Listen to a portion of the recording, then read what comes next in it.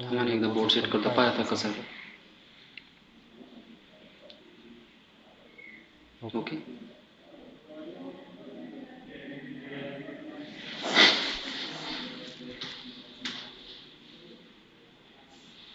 वरती जास्त झालं.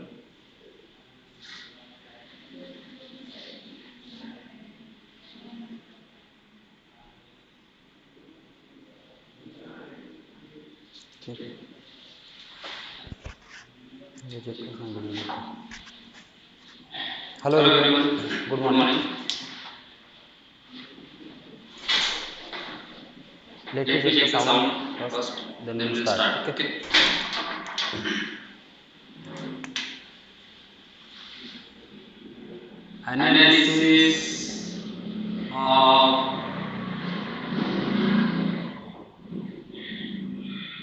current current affairs. affairs. विश्लेषणात्मक विश्लेषणात्मक चालू चालू घडामोडींचे घडामोडींचे महत्व महत्व हा आजचा आजचा टॉपिक टॉपिक आहे. आहे. And And this this is is our our lecture lecture number number 3. 3. पहले पहले दो दो लेक्चर लेक्चर कंडक्ट हो कंडक्ट हो चुके चुके हैं हैं by by Dilip Dilip sir sir and and Madhur Madhur sir. Sir. ठीक है, ठीक है, उन्होंने उन्होंने लेक्चर लेक्चर कंडक्ट कंडक्ट किए. किए. This is this our is our third third lecture. Lecture. One one second. Second.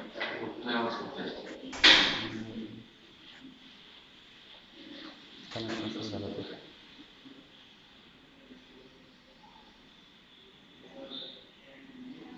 तेच करायला recording ते रॉकेट.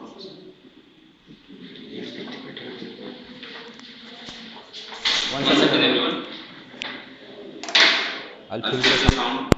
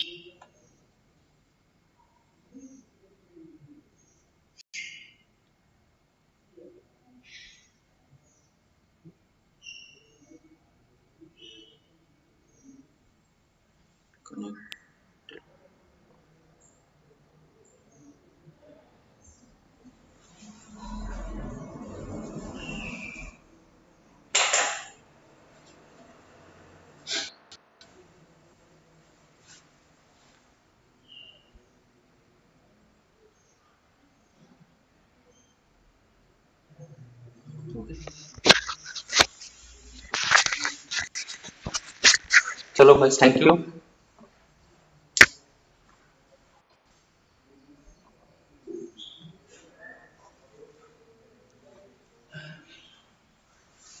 मायक्रोफोनच आहे अजून. हां, तेच का.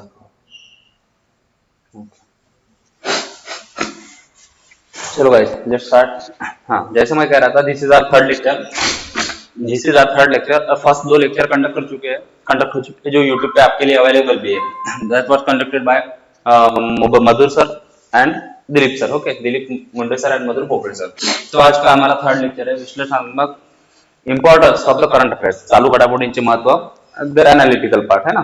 तो आज तक हमें क्या हैबिट थी, आज तक हमारा पैटर्न ऑब्जेक्टिव टाइप था. एमपीएससी का as far as MPSC is concern, और पैटर्न वाज ऑब्जेक्टिव टाइप. तो ऑब्जेक्टिव टाइप पैटर्न था तो हमें क्या करना था, जैसे सवाल आते थे, सवाल कैसे आते थे कि पीएम प्रधानमंत्री किसान सम्मान निधी ही योजना कब सुरू होईल, ठीक आहे. तर ही योजना केव्हा सुरू झाली, तर आपल्याला ऑप्शन राहायचे 13 जुलै, 14 जुलै 2014, 15 जुलै 2014, 16 जुलै 2014, ठीक आहे. तर असा ऑब्जेक्टिव्ह जो पार्ट होता इट वॉज व्हेरी, ठीक आहे, जो पार्ट करायचा आणि लिहायचा. But now the pattern has change, pattern हा चेंज झालेला आहे. त्या नवीन पॅटर्न नुसार आपल्याला डिस्क्रिप्टिव्ह पॅटर्न आहे. मेन्स मध्ये आपल्याला क्वेश्चन्स लिहायचे, आन्सर लिहायचे. त्याच्यासाठी analytical part is very important. याच्या आधी कसं होतं की जो पोर्शन दिलेला आहे तो पाठ करायचा आहे आणि त्याच्यावरती ऑब्जेक्टिव्ह क्वेश्चन्स येणार आहेत. तो ऑब्जेक्टिव्ह क्वेश्चन्स आपल्याला अटेम्प्ट करायचे आहेत. But the pattern has change. आता आपल्या सब्जेक्टची स्ट्रॅटेजी आधीची ती चेंज करावी लागेल. नक्कीच एमपीएससी म्हणल्यानंतर थोडंफार static portion is very static facts are very much important, but at the same time you must know the analysis of the part because you need to write the answer. तुम्हाला answers लिहायचे आहेत आणि लिहिताना facts हे कमी वापरावे लागतात. त्याच्याबद्दल जे facts असतात ते कसे वापरायचे हे खूप महत्त्वाचं आहे. याच्या आधी आपण फॅक्ट्स लक्षात ठेवायचो. ते फॅक्ट्स कोणत्या दृष्टिकोनातून लक्षात ठेवायचो की बाबा आपल्याला त्याच्यावरती प्रश्न विचारणार आहे आणि त्या प्रश्नाचे उत्तर आपल्याला देता आले पाहिजे ऑब्जेक्टिव्ह करून, ठीक आहे.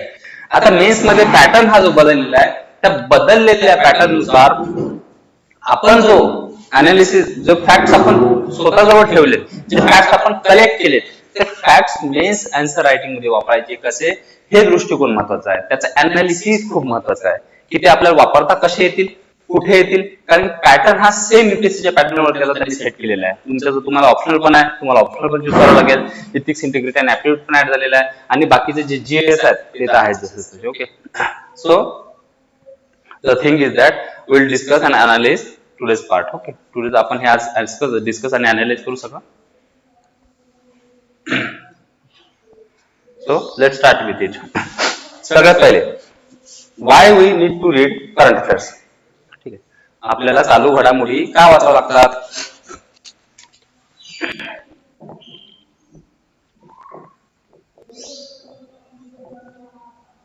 ठीक आहे. सब्जेक्ट पॅटर्न जो असतो ऑलरेडी जो सब्जेक्ट डिसाइड केलेला असतो त्याचा सिलेबस डिसाइड केलेला असतो हा स्टॅटिक, बरोबर ना. तो तर चेंज होऊ शकत नाही. चेंज कोणत्या गोष्टी होतात, चेंज गोष्टी होतात करंट अफेअर्स, की त्या सब्जेक्ट मध्ये त्या टॉपिक मध्ये काय काय गोष्टी नवीन ऍड झाल्यात हे आपल्याला इम्पॉर्टंट असणं माहिती गरजेचं आहे. हे माहिती असणं व्हेरी मच इम्पॉर्टंट. ह्या माहिती कोण पुरवतं, तर ह्या माहिती करंट अफेअर्स पुरवतं. तर सगळ्यात पहिले आपण हे डिस्कस करू की करंट अफेअर्सचे सोर्स काय. मग याच्या आधी कसं व्हायचं, याच्या आधी आपण चालू घडामोडीचं पुस्तक घ्यायचो कोणत्याही मार्केटमध्ये जे अवेलेबल आहेत ते, आणि ते चालू घडामोडीमध्ये जेवढे फॅक्ट्स आले तेवढे रट्टा बिलकुल पाठ, ठीक आहे. तर आता त्या पाठचा हो प्रिलिम मध्ये तुम्हाला नक्कीच उपयोग होईल कारण ते तर करावंच लागेल. बट जसा पॅटर्न चेंज झालाय तो यूपीएससीच्या मेन्स मध्ये कसा वापरता येईल याच्यासाठी करंट अफेअर्सचे इम्पॉर्टन्स काय, करंट अफेअर्स बेस्ड क्वेश्चन्स कसे येतात हे खूप महत्वाचं आहे. ठीक आहे, त्या सगळ्या गोष्टी आपण डिस्कस करू. हे लेक्चर नंबर 3 आहे. याच्या आधीचे 2 लेक्चर युट्यूब चॅनलवरती अपलोड झालेले आहेत, तर कृपया तुम्ही ते पण बघून घ्या. ठीक आहे, म्हणजे एक तुम्ही करंट मध्ये राहतात. करंट अफेअर्स आपण we are discussing current affairs lecture. ठीक आहे, तर त्या गोष्टीमध्ये पण करंट अपडेट राहण्यासाठी पहिले 2 लेक्चर पण बघून घ्या. ठीक आहे, जेणेकरून तुम्हाला एक पूर्ण बेस तुमचा क्लिअर होईल. तुमची एक टाइमलाईन, तुमचा जो एक पॅटर्न येऊन जाईल स्टडीचा की नाही आपल्याला अशा अशा गोष्टी आतापर्यंत होत्या आणि ह्या गोष्टी चेंज झालेल्या आहेत. This is very important. Okay, so will discuss one by one the source of current affairs. आता करंट अफेअर्सचे सोर्स काय आहेत हे पण खूप महत्वाचं आहे. करंट अफेअर्स आपल्याला माहिती कुठून पडतात, तर करंट अफेअर्सचे sources of current affairs are very much important.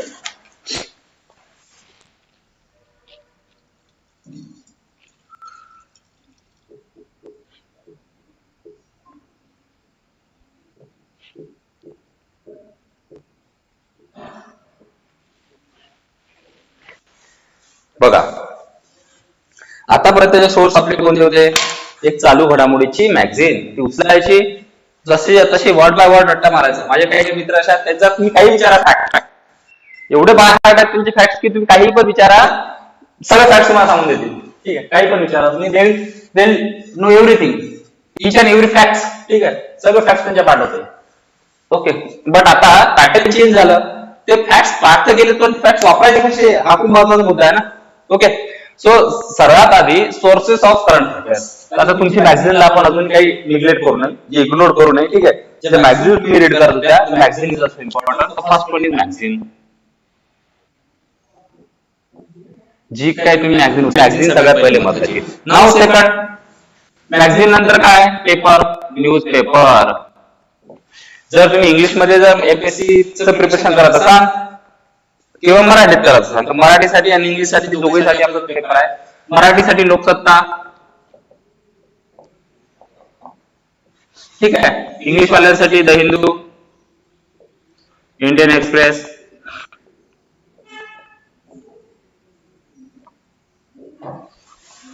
Okay. PIB,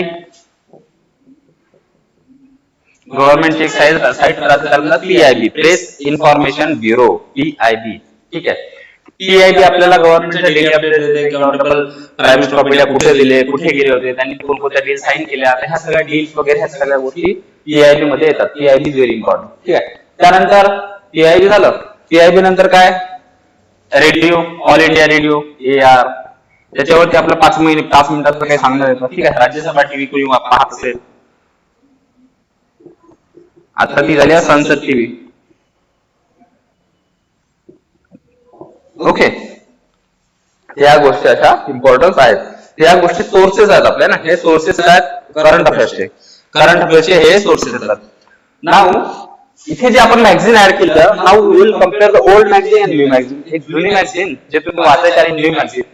आता जुन्या मॅगझिन मध्ये काय होतं, जुने मॅगझिन तुम्ही वाचायचे तर जुन्या मॅगझिन मध्ये फक्त फॅक्ट्स होत्या ज्या तुम्हाला ऑब्जेक्टिव्ह म्हणजे प्रिलिम साठी इम्पॉर्टंट होत्या,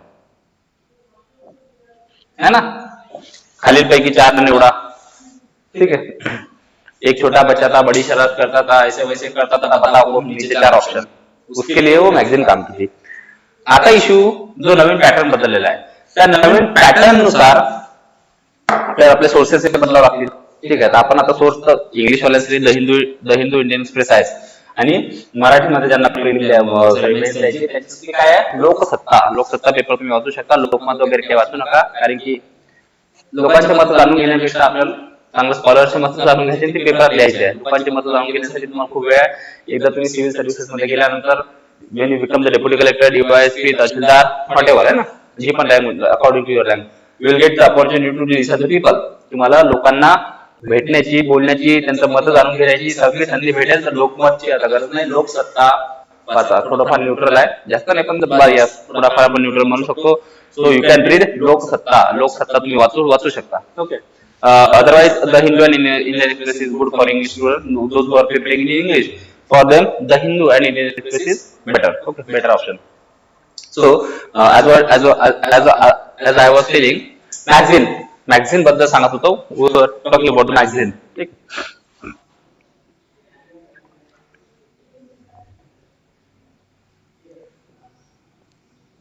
मॅगझिन. तर पहिल्या मॅगझिन मध्ये काय यायचं, पहिले मॅगझिन मध्ये यायचे facts use to be there. फक्त फॅक्ट्स आणि फॅक्ट्स, बस दिन रात फॅक्ट्स करो. डोमेस्टिक व्हायलन्स केस भारतामध्ये वाढल्या. According to 2021 report, there were around 21,000 cases file against domestic violence. 21,000 cases domestic व्हायलन्सच्या फाईल करण्यात आल्या. न फाईल करणारे किती असतील विचारा भारतात, ठीक आहे. तर असे रिपोर्ट यायचे. आता आपण त्या रिपोर्टचा कधी विचार केलाच नाही. आपल्या वापरायचं नजर कुठे. आपण काय करायचो की बाई एवढे केस झाला, पेपरामध्ये प्रश्न विचारला जायचा, पेपरामध्ये कसा प्रश्न विचारला जायचा की बाबा पेपरामध्ये प्रश्न विचारला जायचा 2021च्या रिपोर्ट नुसार डोमेस्टिक व्हायलन्सच्या केसेस भारतामध्ये किती वाढल्यात. खाली ऑप्शन 21,000, 22,000, 24,000, 25,000. आपल्याला चूज करायचं तर 21,000, बस that's it. That was the importance of current affairs, ठीक आहे. एवढं काही फॅक्ट्स आणि त्याचं इम्पॉर्टन्स होतं. But now as pattern change and pattern is analysis based, descriptive based. You need to write the answer, and that is where the turning point came, where you need to know the importance of the current affairs and how to use them in the exam is very important. Current affairs वाचणं हे महत्त्वाचं नाही, ते exam मध्ये कसे use करता येईल, this is very important thing. Okay, that is why we are here. That is why I am here to explain before you. But by the way, okay, my name is Gopal Kale. Okay, and I will be your mentor for history and current affairs. मैं history और current affairs सारी चीजें पढ़ाऊंगा आपको, history as well as current affairs. So we will discuss according to subject. As I am also aspirant है ना, मैं भी एक एस्पिरेंट हूं. I am also preparing. That is why I need to learn, मुझे भी पढ़ना पड़ता है, मुझे भी सारी चीजें पढ़नी पड़ती है, सारे सब्जेक्ट पढ़ने पड़ते हैं, that is why I can connect with the subjects. The rest of the teachers are very senior faculties, ठीक है, 10-10 12-12 साल का एक्सपीरियंस है। Dilip sir, Madhur sir, I was talking about, okay. So let us come to point, the magazine contains facts and figures.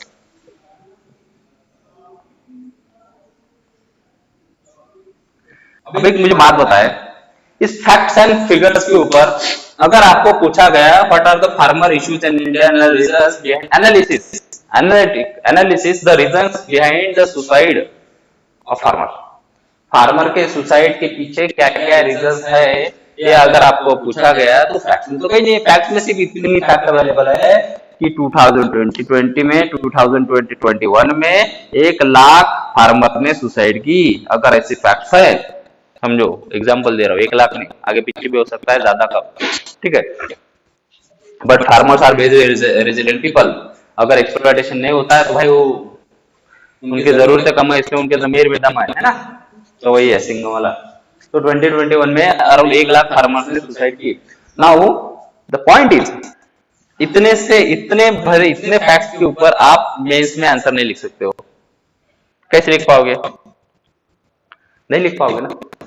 Hardly you can write introduction, hardly hard you can write introduction, आप सिर्फ introduction लिख सकते हो कि yes there is a farmer suicide in India and reasons behind the farmer suicide in India. हमें पता नहीं क्योंकि हमने पढ़े नहीं है, फैक्ट फिगर्स मैगजीन में तो ये सारी चीजें दी गई है सर, तो हमें कैसे पता होगा? Yes you are right, that is why the analysis part is important, कि किसी भी चीज का एनालिसिस इसीलिए इंपॉर्टेंट हो जाता है। By the way I am writing my number here, if you have any problem you can contact with me. Sound problem,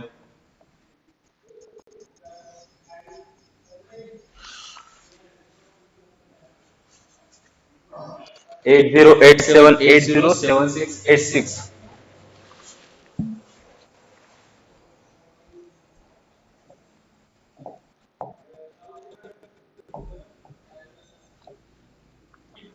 If you have sound issue, anything, you can message. Okay, you can message to that. I can say.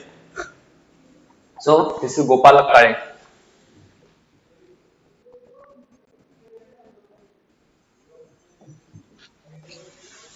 If you have any problem, sound issue, if you are not getting the things, you are, if the board is not clear to you, you can message me. I'll try to fix it. Okay, but this is it. Okay, so this is my contact number. You can see it. 8087807686. Now let us come to the facts. 2021 में 1 lakh farmers ने suicide की, ये fact हमारे पास है, हमें इसके ऊपर से जवाब बनाना है, आंसर राइट करना है मीन्स में। तो फैक्ट क्या है हमारे पास? फैक्ट है हमारे पास कि 1 लाख फार्मर ने 2021 में सुसाइड की थी। This is the only fact we have in our hand. Now we have to use that fact in the mains answer writing. Means answer writing, देखो मेंस आंसर राइटिंग में क्या होता है, most of the portion is static, static portion होता है, लेकिन until and until you know the current affairs, current affairs जब तक आपको पता नहीं, it will be more difficult for you to get the marks, ठीक है। जब तक आप इन शॉर्ट बताओ, क्या करंट अफेयर्स है ना, क्रीम होती है, एक केक है, केक के ऊपर जो क्रीम डलती है ना, वो क्रीम है करंट अफेयर्स। क्रीम के बारे में बिना मजा आता है क्या है, तो ब्रेड ही है, केक होता क्या है, until and unless you have cream on a cake, taste नहीं आएगी ना, टेस्ट आएगी नहीं। So in order to get the taste you need to apply the cream, आपको क्रीम लगानी ही पड़ेगी। ओके, तो आज हम लेक्चर में वही डिस्कस करने वाले हैं कि क्रीम लगानी कैसी है। तो देखो ये फैक्ट हमारे पास थी, इसके ऊपर से इंट्रोडक्शन आप कैसे बना सकते हो। 2021 में 1 लाख फार्मर ने सुसाइड की, ये फैक्ट है।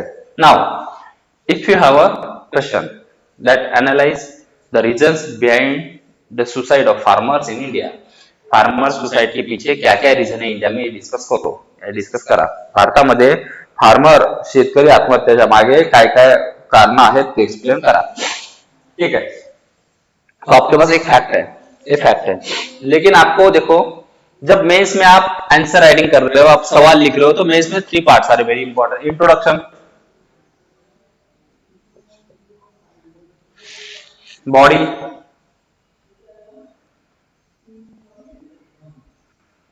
And conclusion.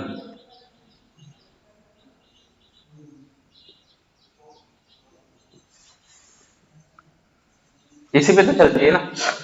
और वे फॉरवर्ड पकड़ लो, आपको अगर देना है तो वे फॉरवर्ड, अगर आपको ज्ञान बताना है आपका कि सर मैं भी कुछ बता सकता हूँ, अगर आपके पास सॉल्यूशन है कोई अच्छा तो मैं भी बता सकता हूँ। But generally 3 parts, introduction, body and conclusion. Now introduction, body and conclusion, if this 3 parts are important, we need to understand the importance of each and every step. क्योंकि कोई भी सवाल अगर आपका अधूरा है मतलब अगर आपके पास उसका इंट्रोडक्शन नहीं है तो इट इज यूजलेस। उसके पास आपके अगर बॉडी में लिखने के लिए कुछ नहीं है देना, सो इट इज यूजलेस। अगर आपके पास उसका कंक्लूजन नहीं है प्रॉपर देना, सो इट इज यूजलेस। क्योंकि अंत भला तो सब भला है कि नहीं। अब लिख रहे हो एंड में कुछ भी नहीं आपके पास, अंडा कुछ भी नहीं है, करंट अफेयर्स आपके पास है ही नहीं, आपके पास फैक्ट्स है ही नहीं, आपके पास फिगर्स है ही नहीं, आपके पास डेटा है ही नहीं, आपके पास रिपोर्ट है ही नहीं, तो आप मेंस में आंसर क्या लिखोगे? सीधे लिखोगे सर रिझल्ट शेतकऱ्यांना पाणी पडला त्यामुळे आत्महत्या करतात, आमच्या इकडे 2 भाव वाढणं झाले ह्याच्यामुळे आत्महत्या करतात। हे रिझन नाही देतात, हे गावात देऊ शकतो आपण रिझन है ना। But you are opting to be an IAS officer, sorry civil services officer है ना, सिविल सर्विसेज में जाने वाले हो, एडमिनिस्ट्रेशन में जाने वाले हो, डिप्टी कलेक्टर बनोगे, तहसीलदार बनोगे, नायब तहसीलदार बनोगे, बीडीओ बनोगे, तो लोगों की बातें सुनना पड़ेगा, लोगों को सोल्यूशन देने पड़ेंगे, ठीक है। तो ये सारी एक्सपेक्टेशन है आपकी तरफ से, that is why they also change it pattern भी उन्होंने चेंज किया है, इसलिए तो एनालिटिक बेस लाया है ना। इससे पहले क्या है, रट्टू रटो पेपर लिखो, but it was also very difficult, सब नहीं कर सकते है ना, उसके लिए भी मेरिट चाहिए। But as the pattern change we need to change with the fact, we need to adapt the changing pattern, जो पैटर्न चेंज हुआ है उसको हमें अडेप्ट करना है, that is why we are here to tell you how to adapt the pattern, how to adapt this pattern, those patterns, ठीक है। so the conclusion is that upon solution for your introduction क्या लिख सकते हैं कि sir according to this report, समझो मैंने Gopal Kale, my name is Gopal Kale, and Gopal Kale ने एक रिपोर्ट बनाई है 2021 की कि 2021 में 1 लाख लोगों ने फार्मर्स ने सुसाइड की है। So with the how you can start the introduction like this, that sir according to the Gopal Kale report there is around 1 lakh farmer suicide in India in 2021। होगा इंट्रोडक्शन कितने inch. अगर आपके पास कुछ अलग anecdote होता है, anecdote मतलब क्या होता है, एनेक्डोट मतलब कोई आप स्टोरी आप बनाते हो है ना, स्टोरी आप बनाते हो, I will tell you the story as well, जैसे में कैसे आप यूज कर सकते हो pattern, how you can write और एनेक्डोट द स्टोरी, एनेक्डोट कैसे कर सकते हो, I am telling, I will tell you in upcoming in future time, ठीक है। आपको आने वाले वक्त में बताऊंगा मैं कि एनेक्डोट कैसे यूज करते हो, but I am telling the introduction कि according to the Gopal Kale report. लेकिन रिपोर्ट तो अलग अलग टाइप की होती है ना, इंडिया में रोज हजारों रिपोर्ट निकलती है, बट द ऑथेंटिकेशन, जो ऑथेंटिकेशन होती है, गवर्नमेंट की रिपोर्ट होती है, स्टैट्यूटरी बॉडी होती है, स्टैट्यूटरी बॉडी की रिपोर्ट होती है, उनकी जो रिपोर्ट होती है ना वो इम्पोर्टेंट ज्यादा होती है। तो दो report are very much important. So मैं बता रहा था आपको कि इंट्रोडक्शन, तो according to the Gopal Kale report in 2021 there were around 1 lakh farmer suicide took place in India। India में 1 लाख से ज्यादा फार्मर सुसाइड झाले आहेत, असं तुम्ही इंग्लिश मध्ये झालं, मराठीत म्हणायचं तेच की सर गोपाल काळे या कमिटीच्या रिपोर्टनुसार 2020-21 मध्ये जवळपास 1 लाख लोकांनी आत्महत्या, 1 लाख शेतकरी लोकांनी आत्महत्या केलेली आहे। हे झालं इंट्रोडक्शन, बस दॅट्स इट। आणि त्याच्यानंतर जे तुम्ही रिझन लिहिसाल, काय रिझन आहे, farmer Sanga, is it visible here? No, I have to write here, no, I'll rub it up, 1 second।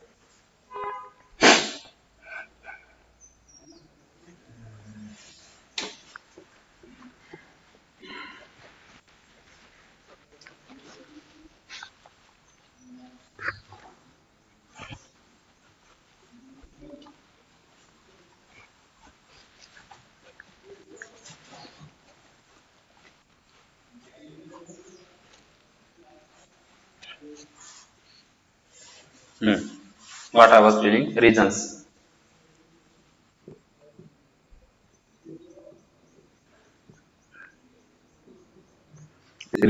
behind farmer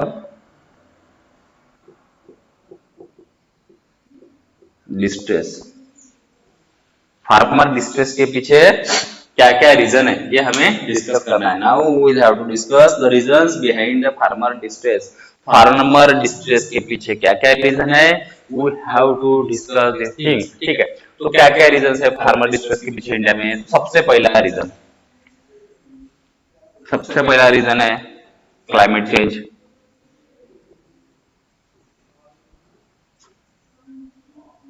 आप बोलोगे सर क्लाइमेट चेंज से सारी दुनिया परेशान है। हाँ बिल्कुल परेशान है, बिल्कुल परेशान है भैया। क्लाइमेट चेंज की वजह से पूरी दुनिया परेशान है, तो फार्मर परेशान नहीं होगी क्या? कारण है क्लाइमेट चेंज। पहिले आपको अगर पता होगा, त्याला म्हणतात मुर्ग लागलं है ना, 7 तारखेला जवळपास जुलीच्या मुर्ग लागलं आणि लोक बिनधास्त देवावरती विश्वास ठेवून पेरणी करून टाकायचे।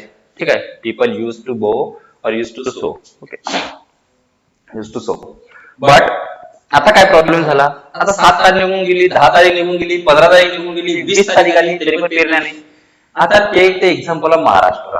आता महाराष्ट्रामध्येच बघा, काही काही ठिकाणी एवढा भयंकर पाऊस सुरू आहे की जमिनीवरली माती पण वाहून गेली, आणि काही काही ठिकाणी आता पेरण्या झाल्या, आता पेरण्या झाल्या। तर सच डायव्हर्सिफिकेशन इन महाराष्ट्र, महाराष्ट्रात इथले इथे डायव्हर्सिफिकेशन। तुम्ही म्हणता सर ते मान्सून ऐकून येतो वगैरे, ठीक आहे, तो पहिले पश्चिमेच्या डावीतून मग वाहत जातो, मग त्याचे वारे बोर्ड होतात। यस, आई कैन एग्री, समझ सकता हूँ, मुझे पता है, you know monsoon very well, but telling the fact, पूर्ण जगाची गोष्ट आपण जेव्हा कन्सिडर करतो क्लायमेट चेंज, की टेम्परेचर वाढत आहे, टेम्परेचर वाढत आहे, त्यामुळे काय होत आहे, पाण्याची पातळी वाढते, पाण्याची पातळी वाढते, त्यामुळे काय होत आहे, भरपूर सारी लँड जी आहे ती पाण्यामध्ये चालली। लाईक 2050 पर्यंत मालदीव, एक रिपोर्ट आहे की countries, around 50 countries in the world, take the example of Maldives, till 2050 असं म्हणणं आहे की 2050 पर्यंत मालदीव ही जी कंट्री आहे, मालदीव नावाची जी कंट्री आहे, ती 2050 पर्यंत पाण्यामध्ये जाणार आहे। ठीक आहे, 2050 पर्यंत ही कंट्री पाण्यामध्ये जाणार आहे, म्हणजे पाण्यामध्ये सबमर्ज्ड होणार आहे। आता मला एक सांगा कशामुळे होत आहे? कारण की टेम्परेचर वाढत आहे, टेम्परेचर वाढल्याने काय होत आहे, बर्फ वितळत आहे, बर्फ वितळल्याने काय होतो, तो बर्फ कुठे जातो, घरी येतो आपण बर्फाच्या पाणी थंड, ठीक आहे, तो बर्फ जातो समुद्रामध्ये, समुद्राची लेवल वाढली तर ऑब्विसली समुद्राची लेवल वाढत आहे, मालदीव पाण्यामध्ये जाणार। असंही म्हणणं आहे की भारतातले 4 स्टेट हे पण सुद्धा पाण्याखाली जातील। So this is the concern, this are the reason, तो climate change is one of the reason. ठीक आहे, त्यानंतर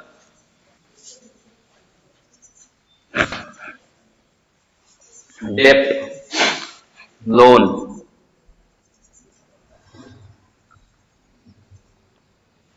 एक एक्झाम्पल घेऊन तुम्हाला मी सांगतोय।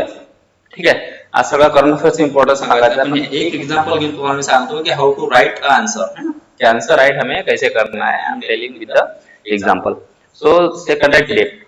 सो आपको क्या लगता है कि कितने % लोग महाराष्ट्र में ऐसे हैं? Will take the example of Maharashtra only, not India. India बहुत दूर की बात है, take the example of Maharashtra only, कि महाराष्ट्र में क्या चीज है, उसके बाद हम इंडिया की बात करेंगे। ऐसे कितने लोग हैं, कितने प्रतिशत लोग हैं इंडिया में जिन्हें बैंक से लोन मिलता है फॉर्मली? 5%, सॉरी, महाराष्ट्र में 5%, 4%, around 4-5% only people who gets loan from the bank, formal loan from the bank, है ना। अदरवाइज बाकी लोग कहाँ जाते हैं? साहूकार। साहूकार क्या करता है? आपको लोन देता है, लोन देता है आपको, ठीक है, लोन देने के बाद क्या करता है, आपके ऊपर हेवी इंटरेस्ट इम्पोज करता है, and that will be the compound interest, interest loan करता है, इम्पोज करता है। उसकी वजह से क्या होता है कि आप ऑलरेडी पॉवर्टी लाइन में हो, पॉवर्टी लाइन में, बिलो पॉवर्टी लाइन में आते हो, या आपके पास लैंड कम है, लेकिन due to the heavy interest you need to pay the heavy interest on सावकाश लोन, है ना, इनफॉर्मल लोन है, तो आपको हेवी इंटरेस्ट पे करना पड़ेगा। तो उसके लिए क्या करना पड़ता है आपको? जब हेवी इंटरेस्ट लोन पे करना है, तो आपकी अगर प्रोडक्टिविटी फेल हुई, समझो क्लाइमेट ने आपका साथ नहीं दिया, इस बार बारिश अच्छी नहीं हुई, तो ऑब्वियसली आपकी प्रोडक्टिविटी भी कम हो जाएगी। आपकी प्रोडक्टिविटी कम हो जाएगी तो आपका रेवेन्यू भी कम हो जाएगा। आपका रेवेन्यू कम हो जाएगा तो आपने तो लिया है कर्जा 1 लाख रुपए, वो कैसे पे करोगे वापस? तो जमा होते जाएगा, जमा होते जाएगा, जमा होते जाएगा, इट विल लीड टू क्या होगा? एक्सप्लॉइट। आपकी लैंड चली जाएगी, कर्जा चुकाने के लिए यू डोंट हैव मनी, तो ये सारे प्रॉब्लम, ये सारी दिक्कत होगी। So that is the reason we have a डेब्ट और loan problem, that most of the though we have priority sector lending. एक प्रायोरिटी सेक्टर लेंडिंग करके एक होता है इकोनॉमिक्स में, दिलीप मुंडे सर आपको पढ़ाएंगे कि प्रायोरिटी सेक्टर लेंडिंग क्या होता है। प्रायोरिटी सेक्टर लेंडिंग में कौन सी 1 second guys,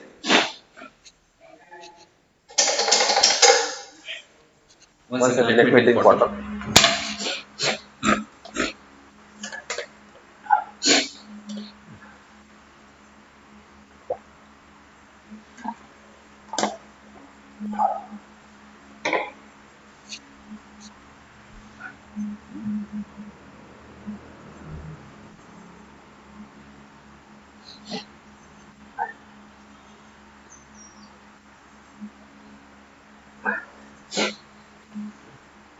sorry, I have cold actually. कल रात को मैंने भी अगेंस्ट क्लाइमेट जाने की कोशिश की और बर्फ खा लिया, बोला बर्फ का, तो ये सारा फल उसका ही है, बर्फ को ही बोलेगा। सो पार्डन मी फॉर दिस। सर्दी है, इसकी वजह से थोड़ी दिक्कत चल रही है ना, सांस लेने में वगैरह थोड़ा प्रॉब्लम रही है, but I hope you will manage. So what I was telling, मैं क्या बता रहा था आपको कि फार्मर लोन है ना, लोन सबको मिलते नहीं है, दैट इज व्हाई तो साहूकार के पास जाते हैं, साहूकार क्या करता है, उन्हें कर्जा देता है हाई इंटरेस्ट रेट से, उसकी वजह से क्या होता है, उनकी डेब्ट बढ़ते जाता है, अल्टीमेटली लेड टू जमींदार, जमीन जो साहूकार होता है वो जमीन क्या करता है, हड़प कर लेता है।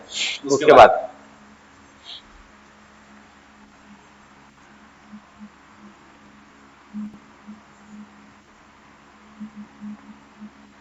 फर्टिलाइजर,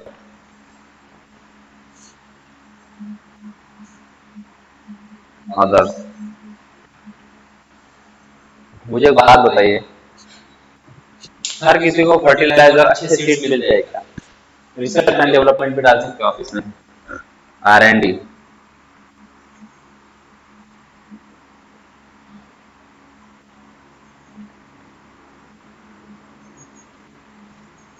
रिसर्च एंड डेवलपमेंट, आप इसमें R&D भी ऐड कर सकते हो। तो मुझे एक बात बताइए,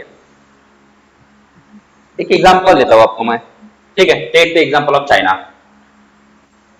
300 लीटर पानी में चाइना 1 लीटर चावल उगाता है। कितना? 300 लीटर पानी में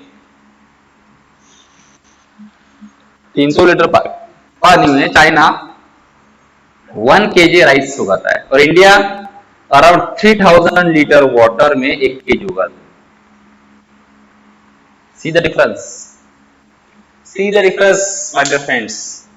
300 लीटर पानी में चाइना 1 kg चावल उगाता है, वही चल के 3000 लीटर में इंडिया 1 kg राइस उगाता है। इसका मतलब क्या है?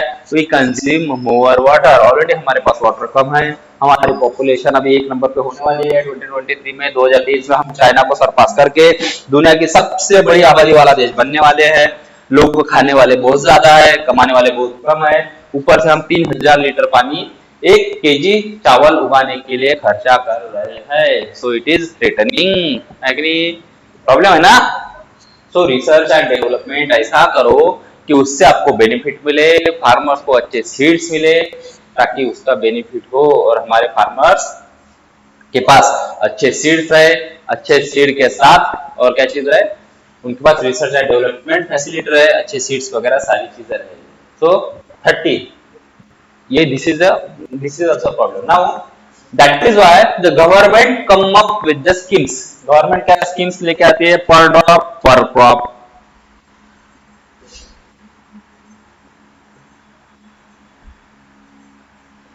क्या है गवर्नमेंट की scheme? per drop per crop, काहीच नाही, ठिबक सिंचन, बस मराठीमध्ये ते बोला चांगलं वाटतं ना, per drop per crop. So it is a ठिबक सिंचन, ठिबक सिंचन है, बाकी कुछ नहीं है। तो ठिबक सिंचन से क्या होता है? The minimum wastage of water. The wastage of water can be contained. Wastage of water हम कम कर सकते हैं। Wastage of water अगर कम होगा तो क्या होगा? प्रोडक्टिविटी बढ़ेगी। प्रोडक्टिविटी बढ़ेगी तो क्या होगा? हमारा इनकम बढ़ेगा। हमारा इनकम बढ़ेगा तो क्या होगा? If our income raise, productivity will raise. Productivity और इनकम बढ़ने से क्या होगा? हमारी standard of life, standard of living बढ़ेगी। स्टैंडर्ड ऑफ लिविंग बढ़ने से क्या होगा? द सोशल सिक्योरिटी हमारे पास आएंगी। सोशल सिक्योरिटी होंगी तो क्या होगा? हेल्थ इंफ्रास्ट्रक्चर पे गवर्नमेंट को खर्चा करने में, आपके ऊपर खर्चा करने की गवर्नमेंट को कम जरूरत पड़ेगी। उससे क्या होगा? गवर्नमेंट के ऊपर लोड कम होगा, और गवर्नमेंट के ऊपर लोड कम होगा, गवर्नमेंट क्या कर पाएगी? इंफ्रास्ट्रक्चर में इन्वेस्ट कर पाएगी। अगर गवर्नमेंट इंफ्रास्ट्रक्चर में इन्वेस्टमेंट कर पाएगी तो क्या होगा? इंफ्रास्ट्रक्चर में अगर इन्वेस्टमेंट कर पाई तो ये होगा, क्या होगा? इंफ्रास्ट्रक्चर में अगर इन्वेस्टमेंट कर पाए गवर्नमेंट तो चीज ये होगी कि आप जॉब मिलेंगी, आपको जॉब मिलेगी, जॉब मिलेगी तो क्या हुआ? आपकी अर्निंग बढ़ेगी, अर्निंग बढ़ेगी तो क्या होगा? फिर से स्टैंडर्ड ऑफ लाइफ बढ़ेगी। तो इट इज अ साइकिल, ठीक है, ये साइकिल होती है। So this is the analytical part, this is how you need to write the answer. समझ रहे हो? ये तरीका होता है आंसर राइट करने का, है ना? ये सारी चीजें you need to know this things, how to write, how to construct the answer, answer कैसे बनाना होता है ये आपको पता होना, with the facts that you are having in your hand, आपके हाथ में जो भी फैक्ट्स है उस फैक्ट्स का यूज करके आपको ये सारी चीजें बनानी है। So this is it. Now let us move to topic wise. Now how to prepare current affairs, will discuss one by one. हाँ, एक कंक्लूजन बता देता हूँ, क्या आप इसमें कंक्लूजन क्या लिखोगे?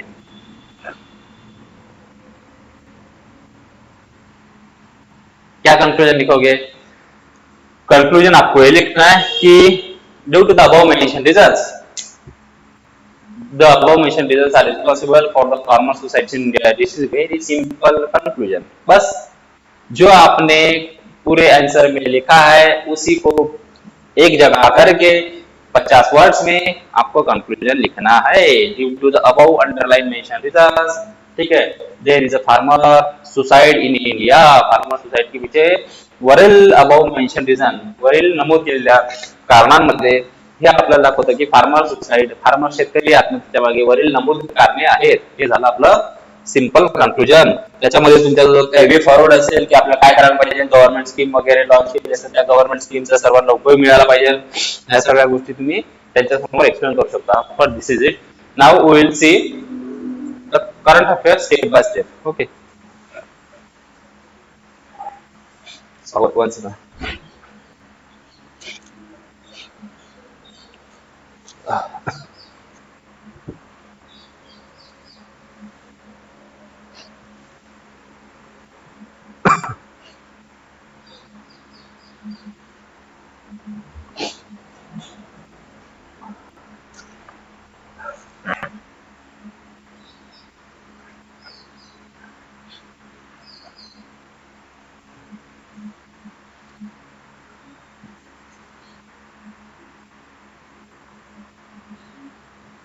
Okay, I will discuss one by one topic wise current affairs वहां से कैसे उठाना है।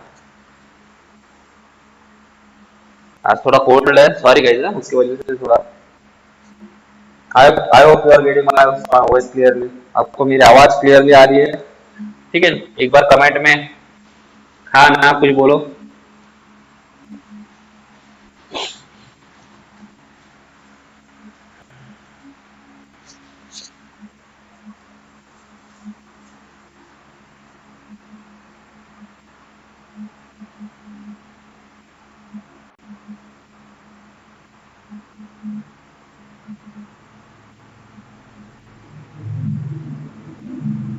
Okay, so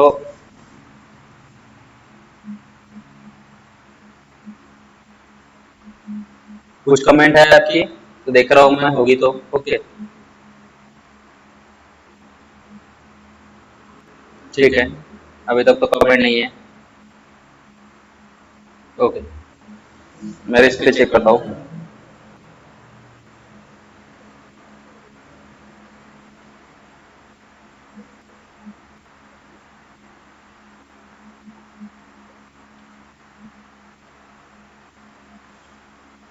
One second, guys. I'm checking your comment. If you have any problem, you can ask in comment box. Otherwise, you can text me.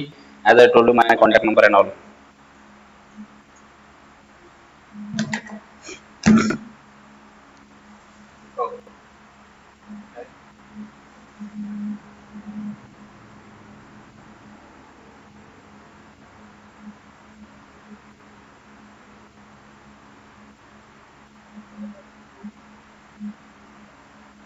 अगर आपको कोई सवाल है, क्यूरी है, तो you can put in chat box में आप डाल सकते हो। ओके, ओपन किया मैंने। यस सर, मोहिनी तुरे का मैसेज आया है। हाँ sir, yes, so I am waiting.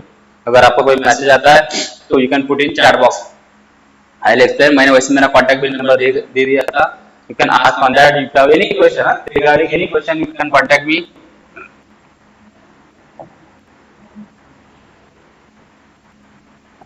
We are here to help you। ठीक है, हम आपकी हेल्प करने के लिए रेडी है। Just do your best team, आपका बेस्ट देना है आपको ताकि एग्जाम में रैंक आए। Otherwise many peoples are preparing. देखो एक चीज बताता हूँ मैं दोस्तों आपको, है ना, इंस्पिरेशन जो होता है ना, मोटिवेशन, वो अंदर से आना चाहिए हमेशा। Let me tell you one short story which was told by मंचा कीपर सर। एक मंचा कीपर सर थे, उन्होंने मुझे ये स्टोरी बताई थी। कि क्या होता है ना, मैं उनके पास गया था, मैं अंकल डीवाईएसपी है ना, मेरे मामा वो भी डीवाईएसपी है, तो मैं उनके साथ एक बार मछलीपर सर की तरफ गया, he is IPS officer in Tripura cadre. तो I asked him, I was engineer, obviously सभी इंजीनियर बेसिक आजकल 12 की इंजीनियर हो गए है ना, तो मैंने इंजीनियरिंग कंप्लीट किया, मेरा देना आल्सो कंप्लीट, हाँ ओके, मेरा एकेडमिक्स भी बताना रह गया। So I completed my engineering in mechanical engineering. I work here in Aurangabad for NRB Bearing Limited. Then I went to Delhi for UPSC preparation. Simultaneously, I completed my MA in political science from DU. DU से मैंने MA in political science complete किया है. Okay. So I work for Civils Delhi. Civils Delhi के लिए काम करता हूँ एपेरोजेनिक private limited के लिए, वहाँ पे काम करता हूँ as consultant mentor. Then from last two and half years, ठीक है, 2.5 साल से मैं रन पढ़ा रहा हूँ। आई हैव गिवन 3 मेंस, ठीक है, तो मैं पढ़ा रहा हूँ बच्चों को, तो 3 अटेम्प्ट्स हो चुके हैं मेरे, और मैं पढ़ा रहा हूँ बच्चों को लास्ट 2.5 ईयर से हिस्ट्री पॉलिटिकल साइंस, 2 सब्जेक्ट में करंट अफेयर्स भी पढ़ाता हूँ, हिस्ट्री भी पढ़ाता हूँ, पॉलिटिकल साइंस भी पढ़ाता हूँ। So this is about me. So I went to him, मैंने उनके पास गया और उन्होंने पूछा कि सर क्या हो पाएगा सच में? I heard that UPSC second top most examination in world, UPSC है दुनिया की सबसे सेकंड टॉप मोस्ट एग्जामिनेशन है। तो उन्होंने मुझे बोला कि देखो गोपाल, एक बात बताता हूँ आपको, आई am telling you the same thing, exactly same thing आपको बता रहा हूँ, कुछ भी ifs and but masala add करके नहीं। और एंड रियली बहुत दिल को लगी मेरी बात। So in Tripura, he was a single Marathi person. When I went to Tripura, I met him along with my uncle. He told me one thing, Gopal. मैंने asked him, मैंने यही पूछा उनसे कि सर क्या मैं कर पाऊंगा, क्योंकि इंजीनियर हूँ, ठीक है, अच्छे कॉलेज पास आउट भी हूँ, सब चीजें ठीक है, ठीक ठाक है, एकेडमिक भी मेरा ठीक ठाक था। तो उन्होंने बोला कि देखो गोपाल, सर का बीए हुआ था और एकदम वैसे यशवंतराव चौहान विद्यापीठ वैसे हुआ था, ठीक है। सो मैंने उनसे पूछा कि सर क्या कर पाऊंगा, he told me very beautiful story, I am telling you, I am narrating you exactly same story that he told to me, okay. तो उन्होंने मुझे पूछा, त्यांनी मला विचारलं की बाबा गोपाल, जंगलातला सगळ्यात बलाढ्य प्राणी कोण रे? मग मी उत्तर दिलं की जंगलातला सगळ्यात बलाढ्य प्राणी हत्ती आहे सर। ते म्हणजे व्हेरी गुड, अरे आपको तो पता है सारी चीजें। जेही आता तुम्ही गोपाल, जंगलातला सगळ्यात उंच प्राणी कोण? Then I told him, sir जगातला सगळ्यात उंच प्राणी giraffe. He told yes, you are again right, ठीक है। जेही आता तुम्ही गोपाल, जंगलातला सगळ्यात चपळ प्राणी कोण? देन आई टोल्ड हिम की यार जंगलातला सगळ्यात चपळ प्राणी चीता। यस, चीता इज राइट आन्सर, ओके। नंतर त्यांनी विचारलं की जंगलातला सगळ्यात सुंदर प्राणी कोण? मग सुंदर प्राणी कोण म्हटल्यानंतर मी आन्सर दिलं, सर हरिण। मग म्हणजे मला सुंदर वाटतं, सुंदर त्याची डेफिनेशन वेगवेगळी असते, हरिण किंवा मोर, ओके। त्यांनी विचारलं की बाबा जंगलातला सगळ्यात छोटा प्राणी कोण? म्हटलं सर मुंगी असेल, ठीक आहे म्हटलं मुंगी, ओके। नंतर त्यांनी म्हटलं की तरी पण जंगलाचा राजा कोण? जंगलाचा राजा वाघ। This is how the MPSC, UPSC, any civil service examination is. You need not be very smart, तुम्ही खूप जास्त हुशार असणं गरजेचं नाही, तुम्ही खूप डम्प असणं गरजेचं नाही, तुम्ही जर ऍव्हरेज व्यक्ती असाल ना, यू कॅन डू इट, ठीक आहे। हा त्याचा सांगण्याचा स्टोरी मागचा तात्पर्य होता। अँड रिअली अमेझिंग आहे ना, तर मी विचार केला होता या गोष्टीचा की खरंच बाबा, जंगलाचा राजाचा आपण जंगलाला वाघ म्हणतो किंवा सिंह म्हणतो, पण तो ह्या कॅटेगरीमध्ये येत नाही। जंगलाचा सगळ्यात सफळवाली चीता आहे, सगळ्यात उंच प्राणी जिराफ आहे, सगळ्यात जंगलातला सगळ्यात बलाढ्य प्राणी हत्ती आहे, तरी पण जंगलाचा राजा वाघ कसा काय? बिकॉज ऍव्हरेज सगळ्या गोष्टी त्यामध्ये आहेत, छोट्या सगळ्या गोष्टी पाहिजे। तू खूप स्मार्ट असेल कुणी, तुम्हाला कधी कधी भरपूर वेळ दिसेल, 1 second guys,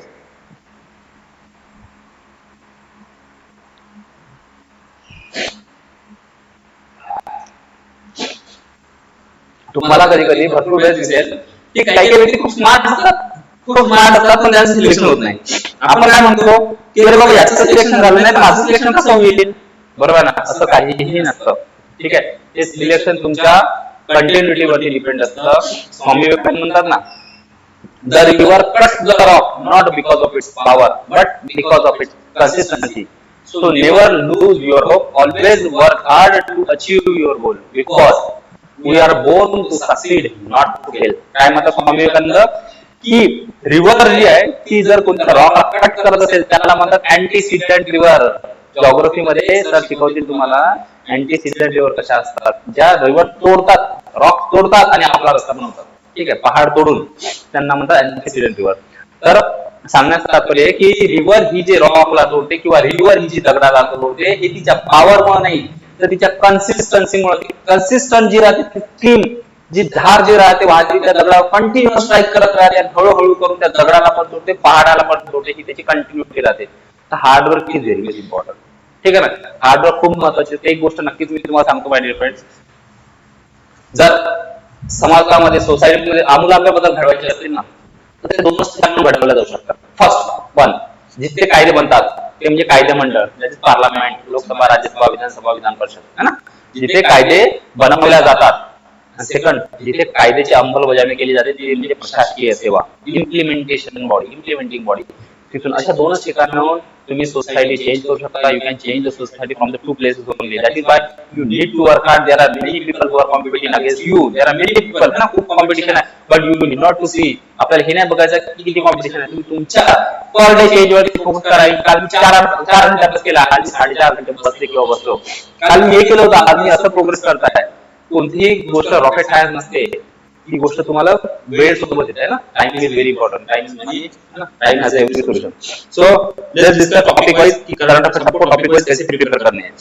as I told to other student, whenever you start your preparation, जेव्हा जेव्हा तुम्ही तुमचं प्रिपरेशन स्टार्ट करता, you need to make your word diary. है ना, तुमची डायरी तुम्हाला बनवणं गरजेचं असतं. नाव याच्या आधी ती डायरी एमपीएससी मध्ये जास्त महत्वाची नव्हती. म्हणजे जेव्हा ही आपलं ऑब्जेक्टिव्ह टाइप एक्झामिनेशन होती तेव्हा एवढी महत्वाची नव्हती. नाव पॅटर्न ह्याचे पॅटर्न हा डिस्क्रिप्टिव्ह झालेला आहे. Now this diary very important किंवा ह्या गोष्टी खूप इम्पॉर्टंट झालेल्या आहेत. Okay, so I will discuss why it is very important. First,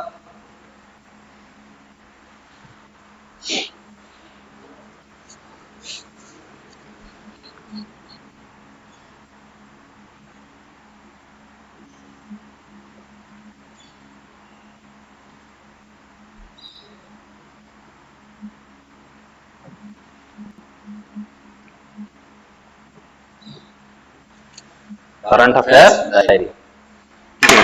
आता तुम्ही असं त्या डायरी मध्ये काय काय लिहायचं, ऑब्विसली मीच सांगणार ना त्या डायरी मध्ये काय काय येतात आणि त्याच्या कशा गोष्टी मेन्शन करायच्या आणि त्या मेन्स मध्ये कशा वापरायच्या हे तुम्हाला मी सांगणार आहे. ओके, तो सगळ्यात आधी कोई किसी के कमेंट वगैरह मैसेज वगैरह आया है, you can ask me. If you have any question guys please put in comment box में आप डालो. I am watching. मैं देख रहा हूँ आपकी कमेंट्स वगैरह. If you have anything you can ask me directly. Noted. Okay, well and good. ठीक है. सो करंट अफेयर्स सबसे पहले वुमेन्स, लेडीज, वुमेन्स लिखा है तुमने ना, वुमेन रिलेटेड इशू. नाउ आपको सबसे पहले करने का चीज है वुमेन रिलेटेड इशू जो भी आएंगे. ठीक है, वुमेन रिलेटेड इशू. मानसी मोरे का मैसेज आया सर को, you can ask me. If you have any question you can ask. मैंने वैसे कॉन्टैक्ट नंबर दिया है सबको, पहले लिखा है, थोड़ा देख लेना. So सबसे पहले women's. Now the things which are important as far as women's is concern. Okay, अगर चैट में मैसेज नहीं जा रहे you can text me, sir ये दिक्कत आ रही है. ओके, तो you can text your questions as well. Okay, तो क्वेश्चंस आपके फेस कर सकते हो.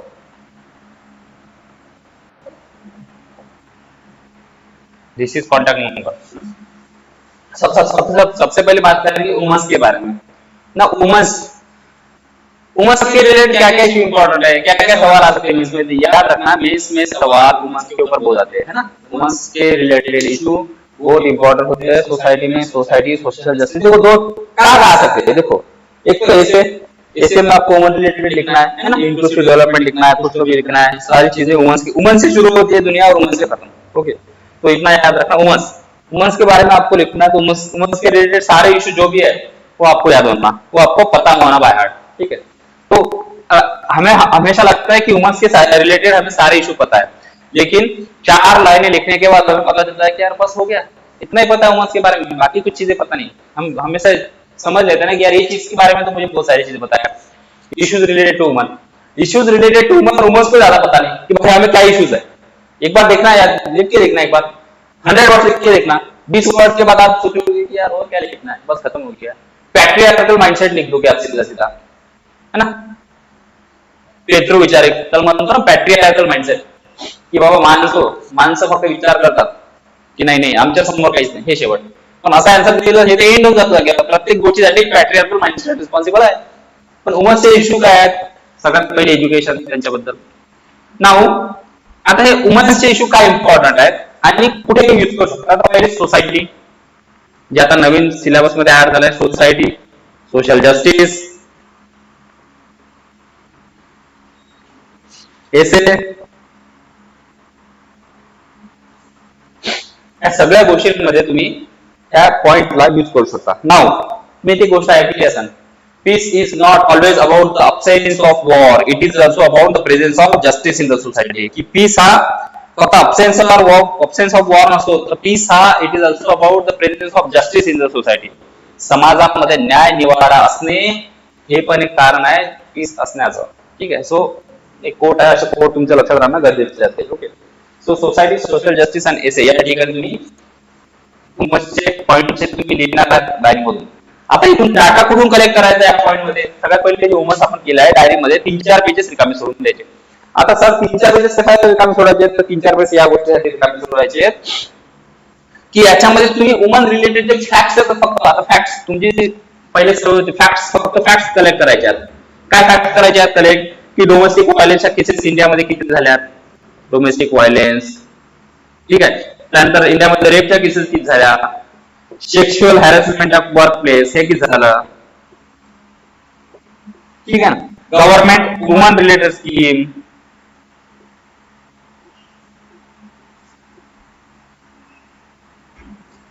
वुमन रिलेटेड स्कीम हे पण आपल्याला पाहिजे की वुमन रिलेटेड स्कीम कोणकोणत्या आहेत. बाबा गव्हर्नमेंटने काही स्कीम लॉन्च केल्या असेल तर वुमन रिलेटेड स्कीम कोणत्या आहेत ह्या पण गोष्टी आपल्याला कळल्या पाहिजेत. तर काय मी काय सांगितलं की वुमन एक पॉइंट लिहायचा, त्याच्या 3 किंवा 4 पेज मोकळे सोडायचे ब्लँक. आता 3-4 पेजेस मध्ये आपल्याला काय लिहायचं आहे? तर 3-4 पेजेस मध्ये आपल्याला लिहायचं आहे वुमन रिलेटेड जे फॅक्ट्स आलेले आहेत पेपरमध्ये, जे आपण सोर्सेस सांगितले आहे की पीआयबी मराठी जर पेपराचं असेल तर मराठी लोकसत्ता, इंग्लिश मधून एमपीएससी तयारी करत असाल तर the Hindu and Indian express, बाकी जर तुम्ही काही वाचत असाल अजून मॅगझिन वगैरे एखादी, त्याचे जे ह्युमन रिलेटेड फॅक्ट्स येतात तर फॅक्ट्स इम्पॉर्टंट. की लिटरसी रेशो किती आहे, ओके, फर्टिलिटी रेट किती चालू आहे सध्या इंडियाचा,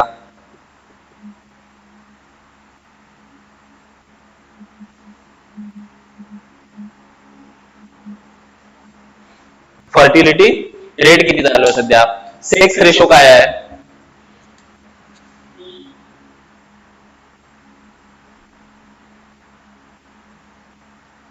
आता रिसेंट न्यूज होती की भारतातलं एक स्टेट असं आहे ज्याच्यामध्ये रिव्हर्स सेक्स रेशो झाला. रिव्हर्स सेक्स रेशो म्हणजे काय की मुलांपेक्षा मुलींचा नंबर जास्त झालाय. किती चांगली गोष्ट आहे यार, आहे की नाही. मुलांपेक्षा जर मुली कमी असेल तर मग 4 वर्ष 5 वर्ष गेल्यापासून आपण म्हणतो सगळ्यांना कुठून मिळतं लाईफ, तर 4-5 वर्ष आधी 6-7 वर्ष आधीची लहान मुलगी करावं लागते. 1 second guys.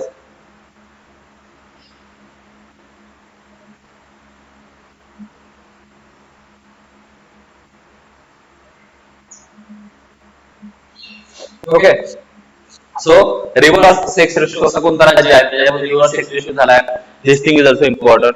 So these all facts related to women are important. You can use these all facts in society, social justice, essay, ethics मध्ये पण तुम्ही वापरू शकता. इन्स्टिट्यूशन ऑफ मॅरेज वगैरे मध्ये डोमेस्टिक व्हायलन्सच्या केसेस किती आहेत है ना.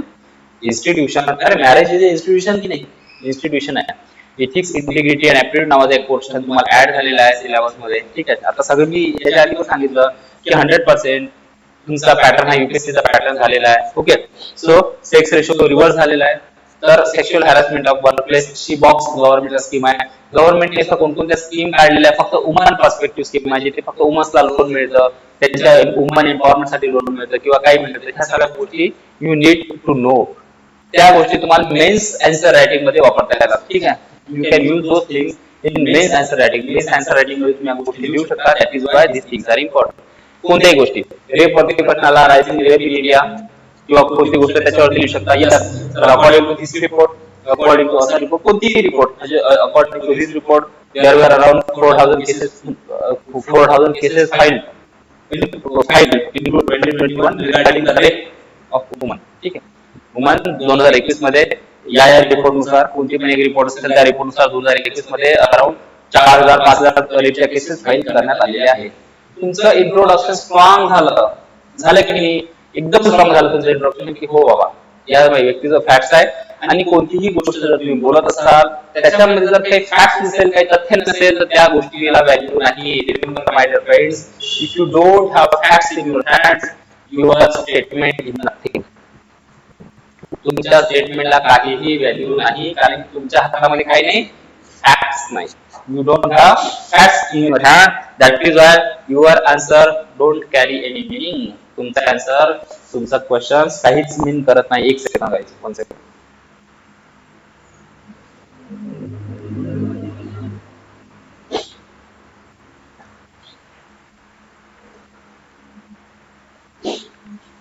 Okay, so let's.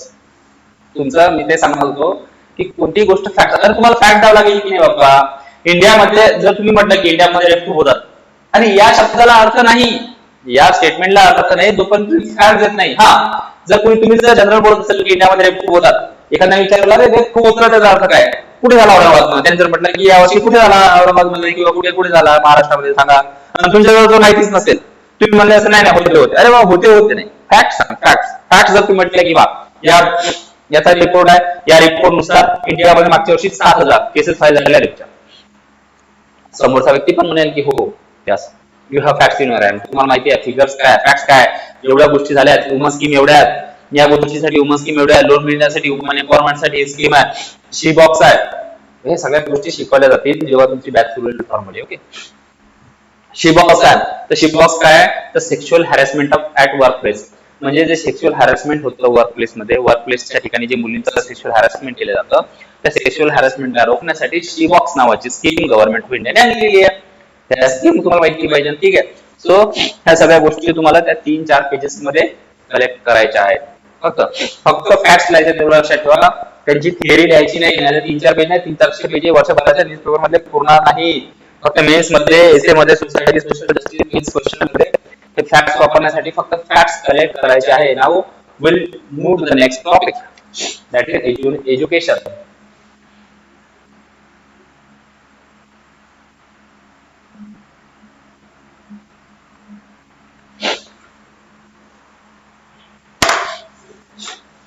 One second.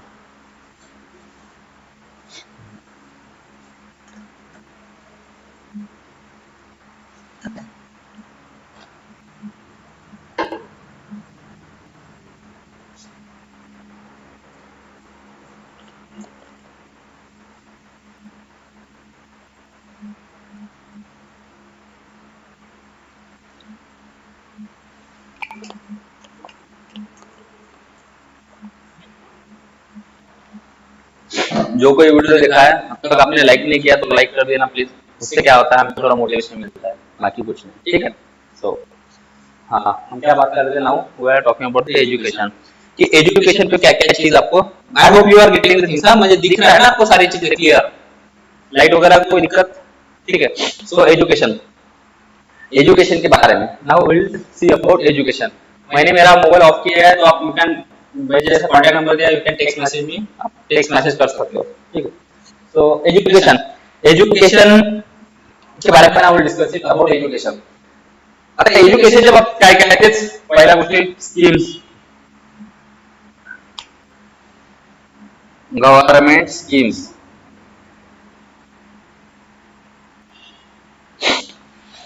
की कोणकोणत्या गव्हर्नमेंट स्कीम गव्हर्नमेंटने एज्युकेशनसाठी काढलेल्या आहेत त्या स्कीम्स आपल्याला महत्वाच्या आहेत. एकलव्य स्कीम, आता एकलव्य स्कीम कशासाठी आहे, ते एकलव्य स्कीम बाबा ट्रायबल पीपल जे असतात, ट्रायबल लोक जे असतात, ट्रायबल लोकांना शिकण्यासाठी, ट्रायबल लोकांना फ्री शिक्षण देण्यासाठी, ट्रायबल कम्युनिटीच्या स्टुडंटला फ्री शिक्षण देण्यासाठी एकलव्य स्कीम ही गव्हर्नमेंट ऑफ इंडियाने काढलेली आहे, ministry of tribal affairs. This is important. तुम्ही म्हणू शकता yes there is inclusive development, government is trying to do the inclusive development. That is why they come up with the scheme like Eklavya scheme in order to include or in order to mainstream the people from the tribal section. Tribal सेक्शनच्या लोकांना mainstream करण्यासाठी government of India is trying much harder. ठीक आहे, त्यासाठी Eklavya scheme. Second scheme Sarathi. Example देऊ शकता. आजकाल Maharashtra construction you can give the example of Sarathi. Sarathi scheme कशी आहे, मराठा कम्युनिटीच्या मुलांना, एमपीएससी यूपीएससी प्रिपरेशन करणाऱ्या मुलांना स्टायफंड मिळण्यात यावं, क्लासची फी, स्टायफंड या सगळ्या गोष्टी देण्यात याव्या. याच्यासाठी government of Maharashtra come up with the scheme Sarathi scheme घेऊन आले. नेक्स्ट काय, मौलाना जामिया इस्लामिया जामिया हमदर्द या ठिकाणी एससी एसटी आणि वुमन या विद्यार्थ्यांसाठी यूपीएससीचं फ्री प्रिपरेशन चालतं, स्टेट पीसीएससीचं फ्री प्रिपरेशन चालतं. त्यात तुम्हाला ते क्लास देतात, त्यानंतर तुम्हाला राहण्याची व्यवस्था, खाण्याची व्यवस्था, सगळी व्यवस्था फ्री केली जाते. त्या गव्हर्नमेंट ऑफ इंडियाच्या आणि महाराष्ट्र गव्हर्नमेंटच्या वेगवेगळ्या स्कीम्स असतात. The scheme you need to know. ह्या स्कीम तुम्हाला माहित असणं गरजेचं आहे. That is why education related this schemes are important. Government schemes are important which are helping to improve the literacy ratio. सर्व गोष्टी. ठीक आहे. So government scheme. सेकंड काय, रिफॉर्म्स.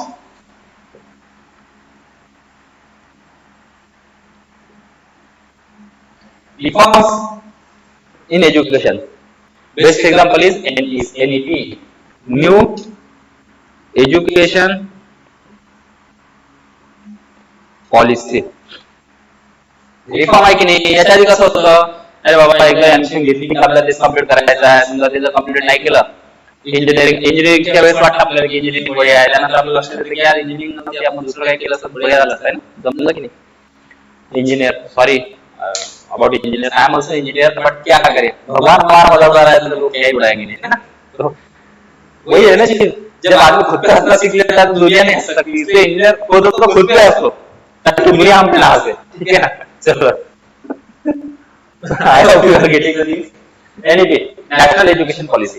तो national education policy government of India ने जो launch की है उसमें बहुत सारे रिफॉर्म दिए हैं कि आपको सेकेंड ईयर को अगर आपको लगा कि नहीं भाई मैं इसके लिए नहीं बनाऊं, अपन नहीं मानेंगे, लेकिन एजुकेशन सेक्टर जरूर मानेगा. If you are in engineering second year and you want to prepare or you want to go for the arts section को करना है, commerce करना है, you can without wasting your years, एक ईयर आपका waste होने की बजाय आप सीधे जंप कर सकते हो other education stream to the second year कर सकते हो. ठीक है ना. तो न्यू एजुकेशन पॉलिसी में ये सारी चीजें, उसमें अलग अलग चीजें भी वो भी पढ़ना पड़ता है. बट जब हम पढ़ना शुरू करेंगे तब मैं आपको सारी चीजें पढ़ाऊंगा. Now today it's a briefing session. I'm just telling you कि क्या क्या चीजें करनी है, कैसे कैसे करनी है. एनालिटिकल पार्ट, विश्लेषणात्मक चालू घडामोडींचे महत्व हा टॉपिक आहे आपला, है ना. तो त्या टॉपिक वरती डिस्कस करू. दॅट इज वाय एवढंच महत्वाचं आहे. ओके. सो एज्युकेशन रिफॉर्म, त्यानंतर लिटरसी रेट वगैरे.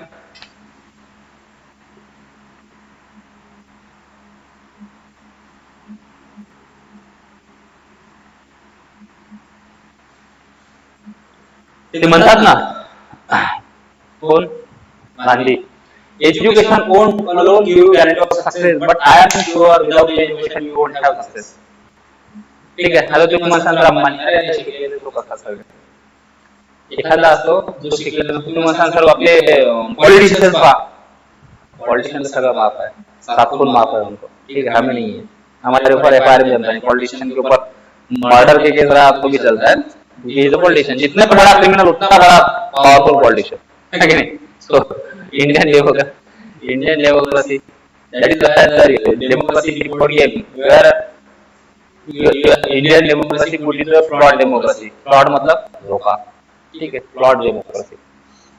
So anyway, national education policy. तो आपको ऐसा लगता नहीं कि चीजें की जैसे कुछ क्राइटेरिया होते हैं, तो आपको नहीं लगता कि ऐसे क्राइटेरिया होना चाहिए प्राइम मिनिस्टर बनने के लिए कम से कम आपको एम ए होना, सरपंच बनने के लिए कम से कम आप 12th पास होना, और एमएलए बनने के लिए आप ग्रेजुएट होना, है ना. लगता नहीं कि आपको ऐसे चाहिए करके. जैसे हमारे इसमें होता है कि पुलिस कॉन्स्टेबल अगर बनना भरती 12 पास लागेल, आर्मी की भरती 12 पास लागेल, काही कोणती पण परीक्षा द्यायची असेल एमपीएससी क्लास 4 साठी पण तरी तुमचं ग्रॅज्युएशन लागेल. तसं मग प्रत्येक पोस्टसाठी खासदार बनायचं असेल तर ग्रॅज्युएशन लागेल. असं पाहिजे नाही का. एकदा सांगा तुम्ही तुमचं ओपिनियन काय आहे.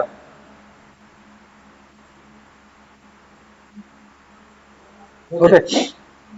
So national education policy, this was the reform. ठीक है, national education policy का reform होता. तर असे reforms are also important.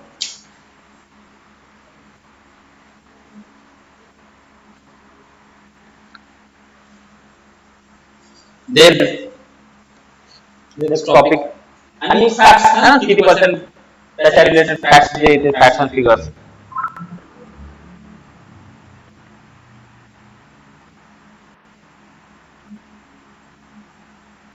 Facts and figures related to this you need to लक्षात ठेवणं गरजेचं आहे, फॅक्ट्स अँड फिगर्स पण. ठीक आहे.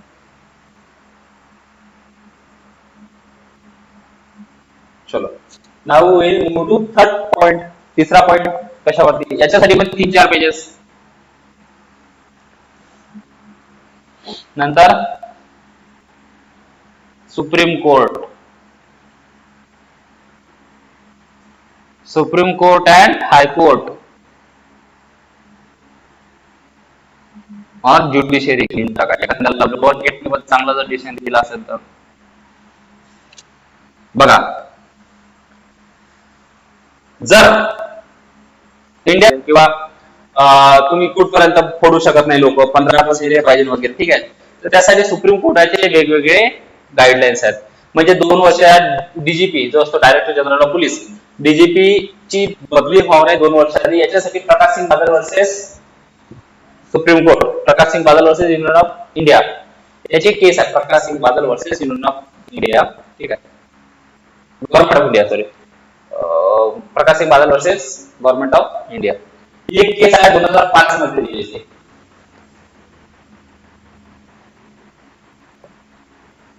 त्याच्यावरती काय आहे, त्याच्यावरती सुप्रीम कोर्टने ऑब्झर्वेशन दिला की बाबा हो ठीक आहे, पोलीस रिफॉर्म्स बद्दल. काय police reform,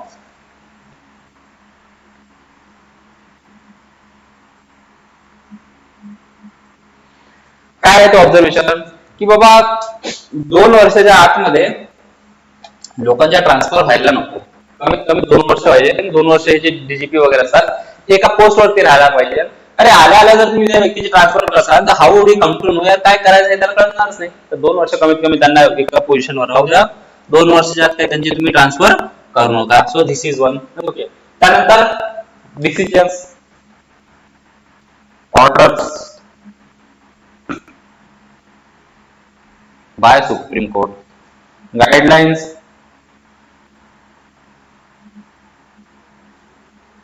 bye supreme court, high court पण ऑर्डर दिलाय. जसं आता काही काही केसेस खूप महत्त्वाच्या राहतात, ज्या खूप लँडमार्क जजमेंट राहतात, है ना. The basic structure of the constitution, basic structure of the constitution हे केशवानंद भारती केसनी समोर आणलं. आता basic structure of the constitution Keshavananda Bharati केसनी समोर आणलं तर तिथून काय उगवलं, ज्युडिशियल रिव्ह्यू. ज्युडिशियल रिव्ह्यू म्हणजे कोणत्याही गोष्टीला रिव्ह्यू करण्याचा अधिकार हा ज्युडिशियरी जवळ असतो, तो ज्युडिशियल रिव्ह्यू. ओके. तर ह्या गोष्टी, तर तुम्ही ह्या गोष्टी लिहून घ्या, मग मी नेक्स्ट करतो. लगेच लिहून घ्या. I am giving 5 minutes to you. 5 minute देतोय, लिहून घ्या.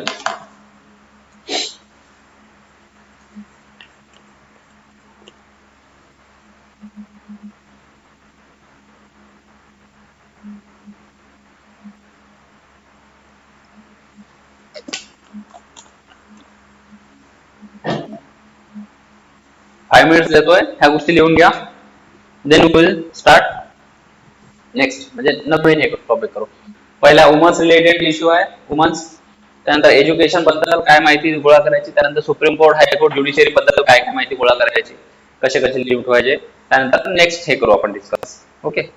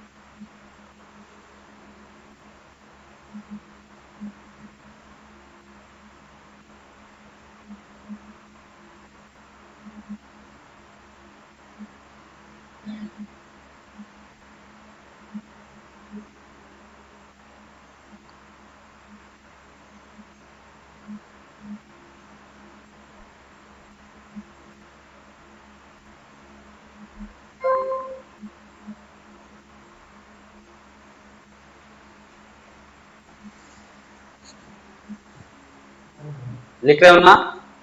लिख लो फास्ट ताकि हम नेक्स्ट डिस्कस करें। Right it fast. ओके, जल्दी लिखो।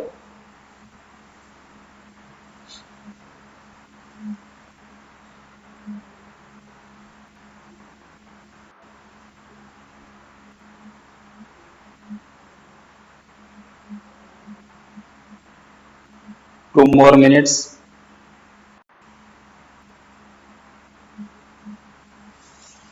If you have any question, आप कमेंट बॉक्स में डालिए। अगर कोई सवाल होगा तो आप कमेंट बॉक्स में डाल सकते हो।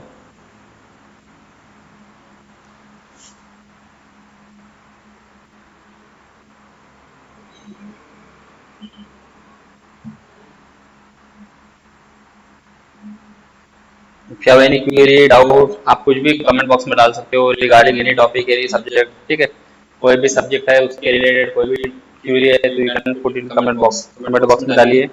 I will be more happy to answer your question.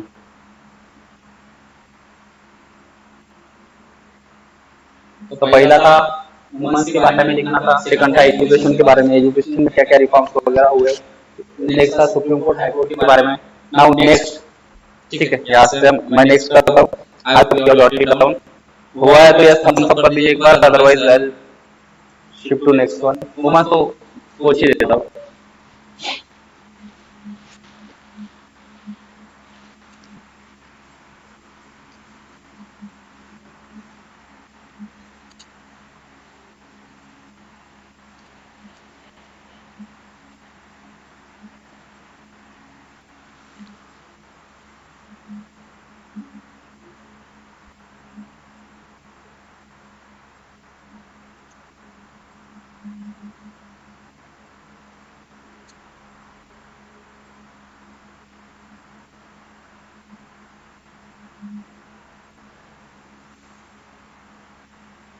Okay.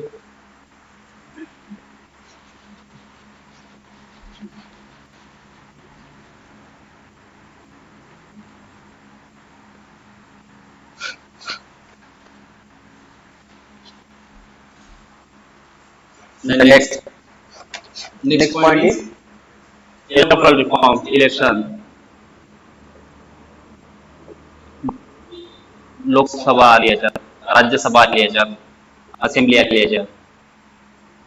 The matters related to Lok Sabha, Rajya Sabha, that is Parliament of India. Parliament of India contains Lok Sabha, Rajya Sabha, President of India. याद रखना, Parliament में when you talk about the Parliament, there is a President, because without the consent of the President, you can't pass any bill or you can't make any act. Because he is the constitutional, he or she is the constitutional head of India. Prime क्या रहते हैं? President is constitutional head of India. While the Prime Minister of India is the head of government. Okay, तो ये सारी चीजें होती है, तो याद रखना हमेशा there is a difference. Okay, तो इनके रिलेटेड क्या चीजें याद रखनी है? एक तो इलेक्ट्रल रिफॉर्म्स,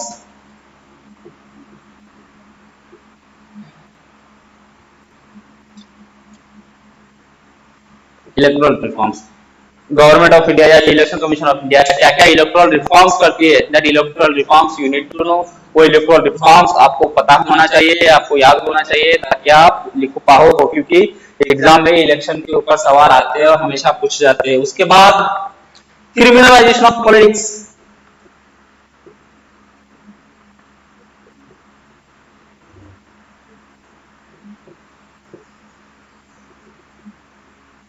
क्या है? क्रिमिनलाइजेशन ऑफ पॉलिटिक्स, कि पॉलिटिक्स में बढ़ते हुए क्रिमिनल्स। एक रिपोर्ट है उसके अनुसार, उसके अनुसार around 85 member of parliament sitting in the Lok Sabha Rajya Sabha have heinous crime report against them. ठीक आहे, की त्यांच्यावर रेप आणि मर्डरचे इल्जाम आहेत. अराउंड 85 लोकांवरती आरोप आहेत की त्यांच्यावरती मर्डर आणि रेप यांचे केसेस आहेत. तर असे लोक जर पार्लमेंट मध्ये बसलेले असतील तर ते आपला रिफॉर्म काय करणार आहेत, लोकांच्या सर्वसामान्य जनतेसाठी काय करतील याचा विचार करा. Because they already themselves have report or heinous crime against them. ठीक आहे, तो criminalisation of politics, Bahubali, muscle power, money power हे जे वाढण्याचे कारण आहे, हे आहे क्रिमिनलायझेशन ऑफ पॉलिटिक्स. याच्यावरती गव्हर्नमेंट ऑफ इंडिया काय करत आहे आता तुम्हाला माहित असेल. इलेक्शन साठी जो जो लढताय त्याच्यावरती क्रिमिनल केसेस किती आहे, सिव्हिल केसेस किती आहे, हे कशा द्यावं लागतं, न्यूज पेपर मध्ये मेन्शन करावं लागतं. तर हा एक रिफॉर्म आहे की आता इलेक्शन कमिशन म्हणतं की तुमच्यावर किती चालू केसेस आहे, किती बंद केसेस आहे, सिव्हिल केसेस किती आहेत, ह्या सगळ्या गोष्टी तुम्हाला टाकायच्या आहेत. ओके, त्या गोष्टी तुम्हाला मेन्शन करावं लागेल. So it is a electoral reform, हा एक इलेक्ट्रॉल रिफॉर्म आहे. ओके, नाव त्यानंतर क्रिमिनलायझेशन ऑफ पॉलिटिक्स झालं, त्यानंतर रिफॉर्म फॉर इलेक्शन कमिशन.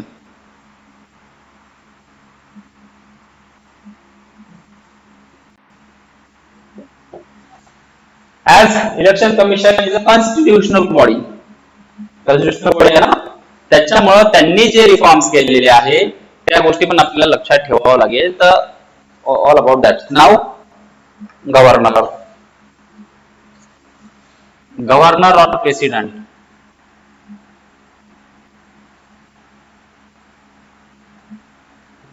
काय गव्हर्नर आणि प्रेसिडेंट. तर गव्हर्नर आणि प्रेसिडेंटचं काय आहे, तर गव्हर्नर रिलेटेड इश्यू. तर सगळ्यात पहिला इश्यू रिलेटेड काय राहते, अपॉइंटमेंट ऑफ गव्हर्नर.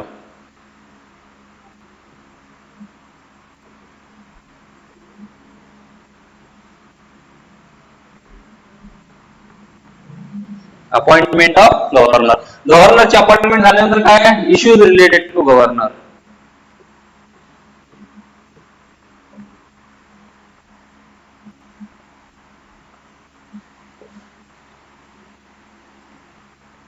डिस्क्रिशनरी,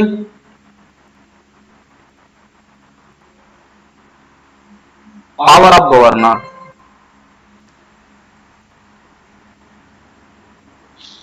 काय discretionary power of governor.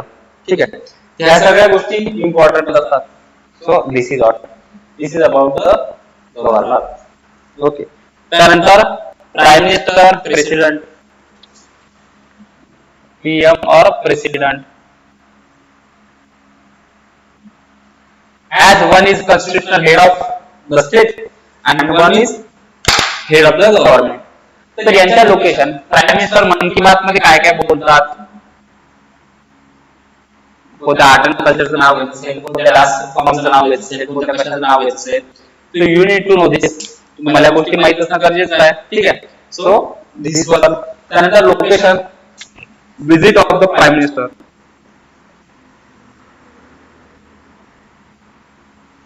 Prime मिनिस्टरची व्हिजिट ही एक इम्पॉर्टंट आहे की प्राईम मिनिस्टरची व्हिजिट कुठे कुठे झाली आहे आणि ते कशी इम्पॉर्टंट आहे, त्या व्हिजिट इम्पॉर्टंट आहे. त्याच्यामुळे लोकेशन महत्वाची होऊन जाते. Location of the prime minister is important.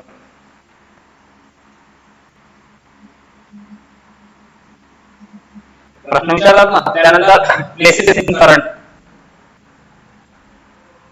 Places in news. News मध्ये कोणकोणत्या प्लेसेस आहे हे इम्पॉर्टंट आहे.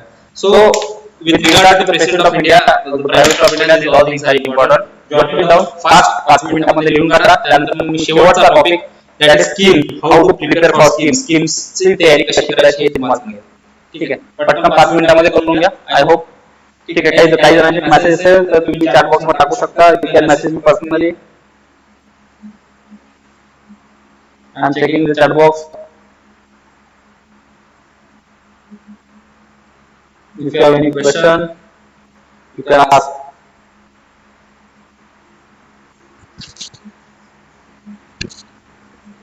हे जॉब हे करा, लिहून काढायचे की याच्याबद्दल काय काय प्रिपेअर करायचं तुम्हाला.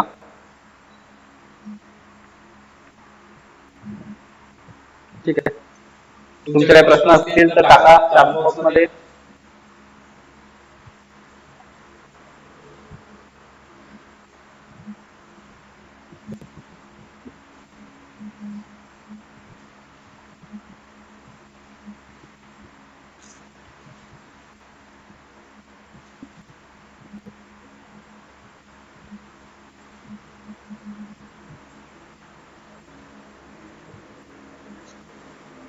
चॅट बॉक्स मध्ये प्रश्न असतील तर टाका लगेच.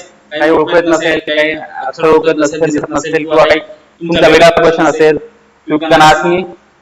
ठीक आहे, तुम्ही विचारू शकता. Mohini, Mansi, Digvijay, if you guys are online, you can ask me. Other people who are watching, they can also ask. ठीक है, पूछ सकते हो आप if you have any question.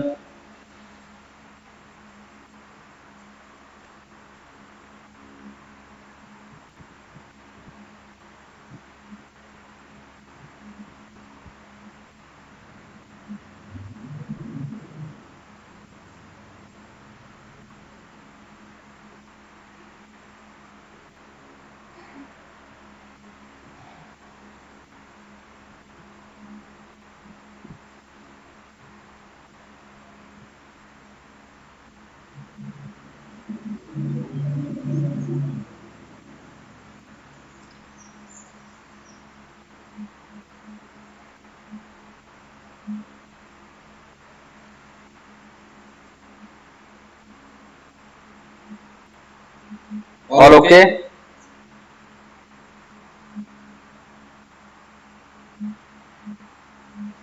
चलो, now I'll rub it and I'll start the last point that I want to explain with you.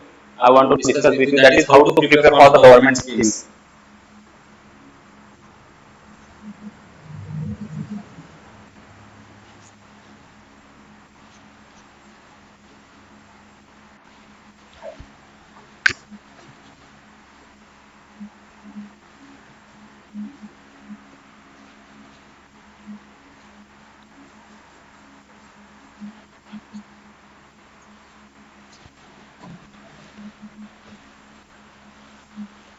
Point क्या है? How to prepare for government schemes. Government schemes कैसे prepare करना है, that I will explain with you now.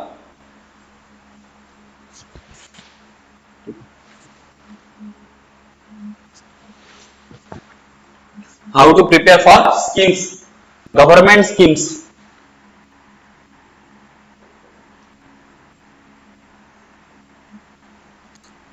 Government scheme कभी भी कोई भी news में आया तो उसको तैयार कैसे करना है, ठीक है.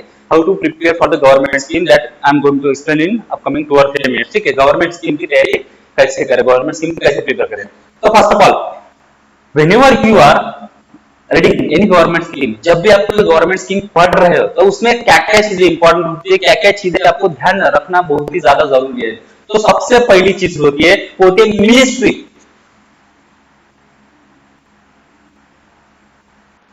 होती है ना, जैसे चारधाम परियोजना, चारधाम स्कीम किसकी है, तो बहुत कंफ्यूजिंग है. चारधाम स्कीम अगर हम सोचे तो हमें लगता है चारधाम स्कीम है तो चारधाम स्कीम होगी कल्चर डिपार्टमेंट की, कल्चरल मिनिस्ट्री की, है ना, टूरिज्म मिनिस्ट्री की, ऐसे कुछ होगी. लेकिन नहीं, Chardham scheme launch by ministry of road transport and highways. तो पता होना जरूरी है कि नहीं. अगर आप कहीं भी कोट कर रहे हो स्कीम या किसी भी कहीं भी बता रहे हो तो you need to know the ministry, है ना, जिसने ये स्कीम लॉन्च की है.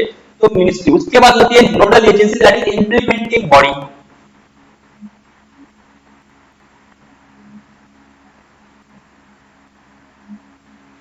कोई भी स्कीम लॉन्च होती है उसके बाद उसकी इंप्लीमेंटिंग बॉडी कौन सी होती है.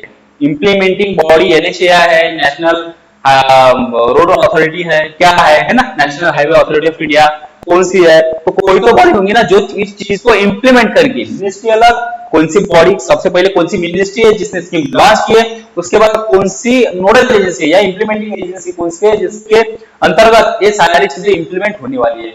उसके बाद target,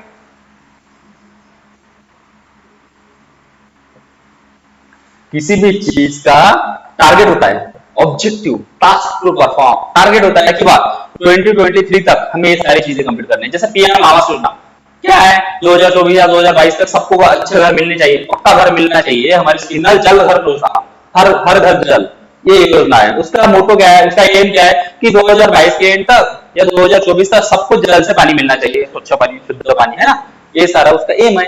that is why target is very important. Target कब तक करना है, 2022 करना है, 2023 करना है, क्या करना है, क्या चाहते हो, ठीक है.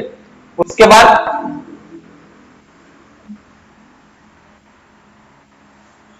ठीक है, सबसे पहले मिनिस्ट्री, उसके बाद इंप्लीमेंटिंग बॉडी, उसके बाद टारगेट, उसके बाद ऑब्जेक्टिव. ऑब्जेक्टिव क्या क्या है,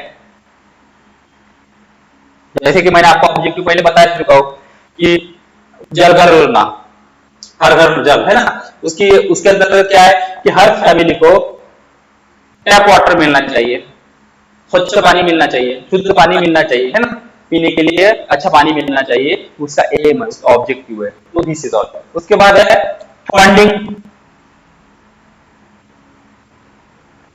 फंडिंग कौन दे रहा है, अगर गवर्नमेंट ऑफ इंडिया पूरी दे रही होगी तो it is well and good. Otherwise अगर वर्ल्ड बैंक उसमें इन्वॉल्व है या कोई और इन्वॉल्व है, ठीक है, वर्ल्ड इकोनॉमिक, कोई भी वर्ल्ड बैंक इन्वॉल्व है तो आपको पता होना क्या हेल्प फॉर वर्ल्ड का हम ये बनाने वाले हैं. तो वर्ल्ड बैंक है कि क्या है बताओ.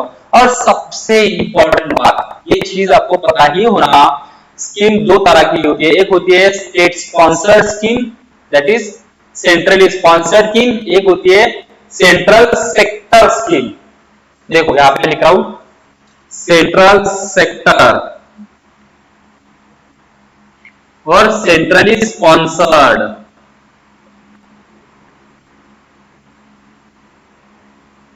There is a minute difference between the centrally sponsored scheme and central sector scheme. The difference is, as far as central sector scheme is concerned, there is 100% funding by the government of India. Central sector scheme में 100% funding government of India की होती है, that is central government की होती है. Example अगर दूं तो पीएम किसान, प्रधानमंत्री किसान सम्मान निधि, जो साल के 6,000 मिलते हैं ना 3 इंस्टॉलमेंट में, वो सेंट्रल सेक्टर स्कीम है जहां पे 100% money will be given by the central government. ठीक है. उसके बाद होती है centrally sponsored scheme. Centrally sponsored scheme मतलब आपने सुना होगा स्पॉन्सर्स रहते, तो हम क्या करते हैं, हम स्पॉन्सर्स करते हैं. उनको ऑलरेडी कुछ तो दिखा है फंड, उसमें हम स्पॉन्सर्स करते हैं. ठीक है.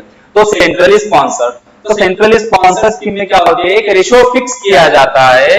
वो रेशो 50-50 भी हो सकता है, वो रेशो 60-40 भी हो सकता है, वो रेशो 90-10 भी हो सकता है. It depends upon the economy of the state, कि स्टेट की इकोनॉमी क्या है उसके ऊपर ये चीजें एक परसेंटेज मैटर करेगा. Now 50-50, now the state like Maharashtra, Maharashtra is progressive, सब हम सबको होता है कि Maharashtra is one of the develop state in India.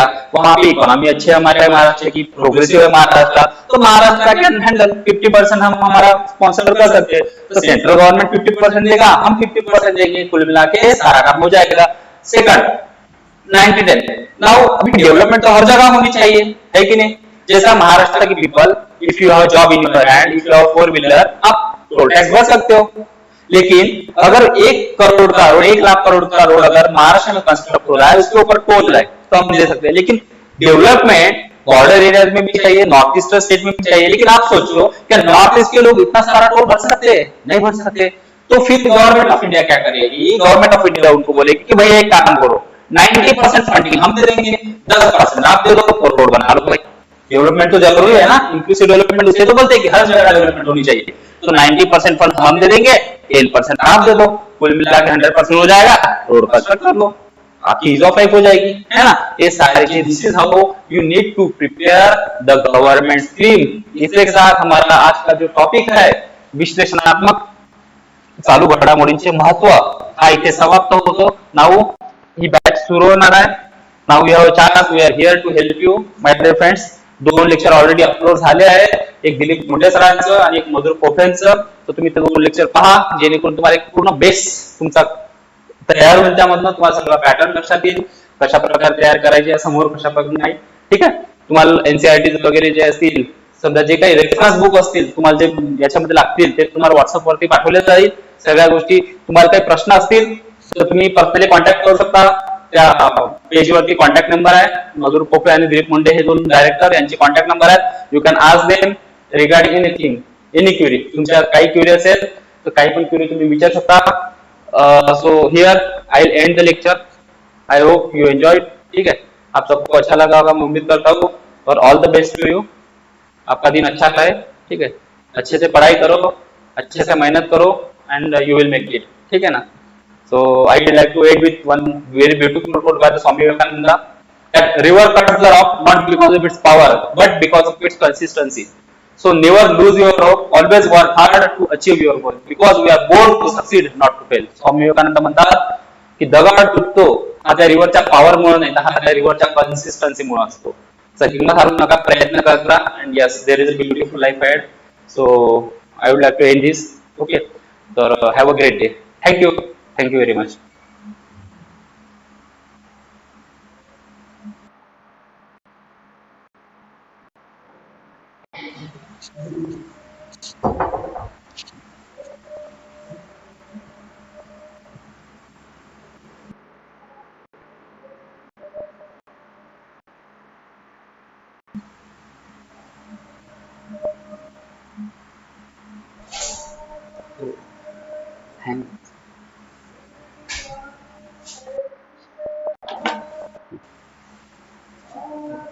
अटकलं.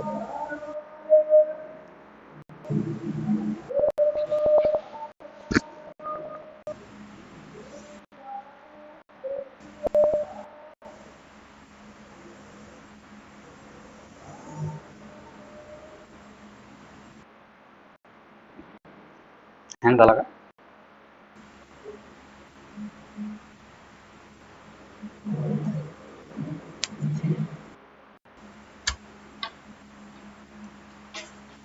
And केलं का?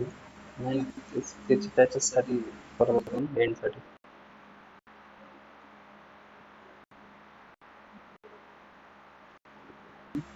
नाही, चालू राहील ते.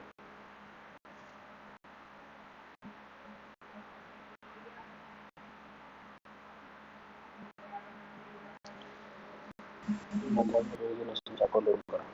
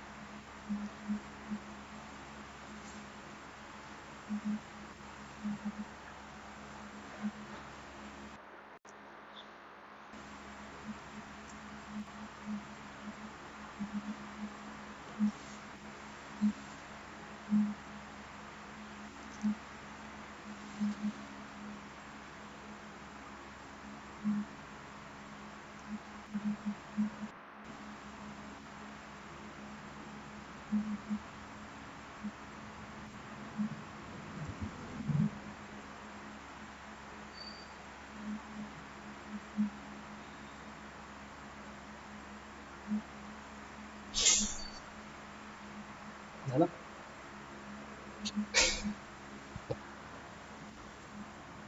तिथं थांबवलं नव्हतं.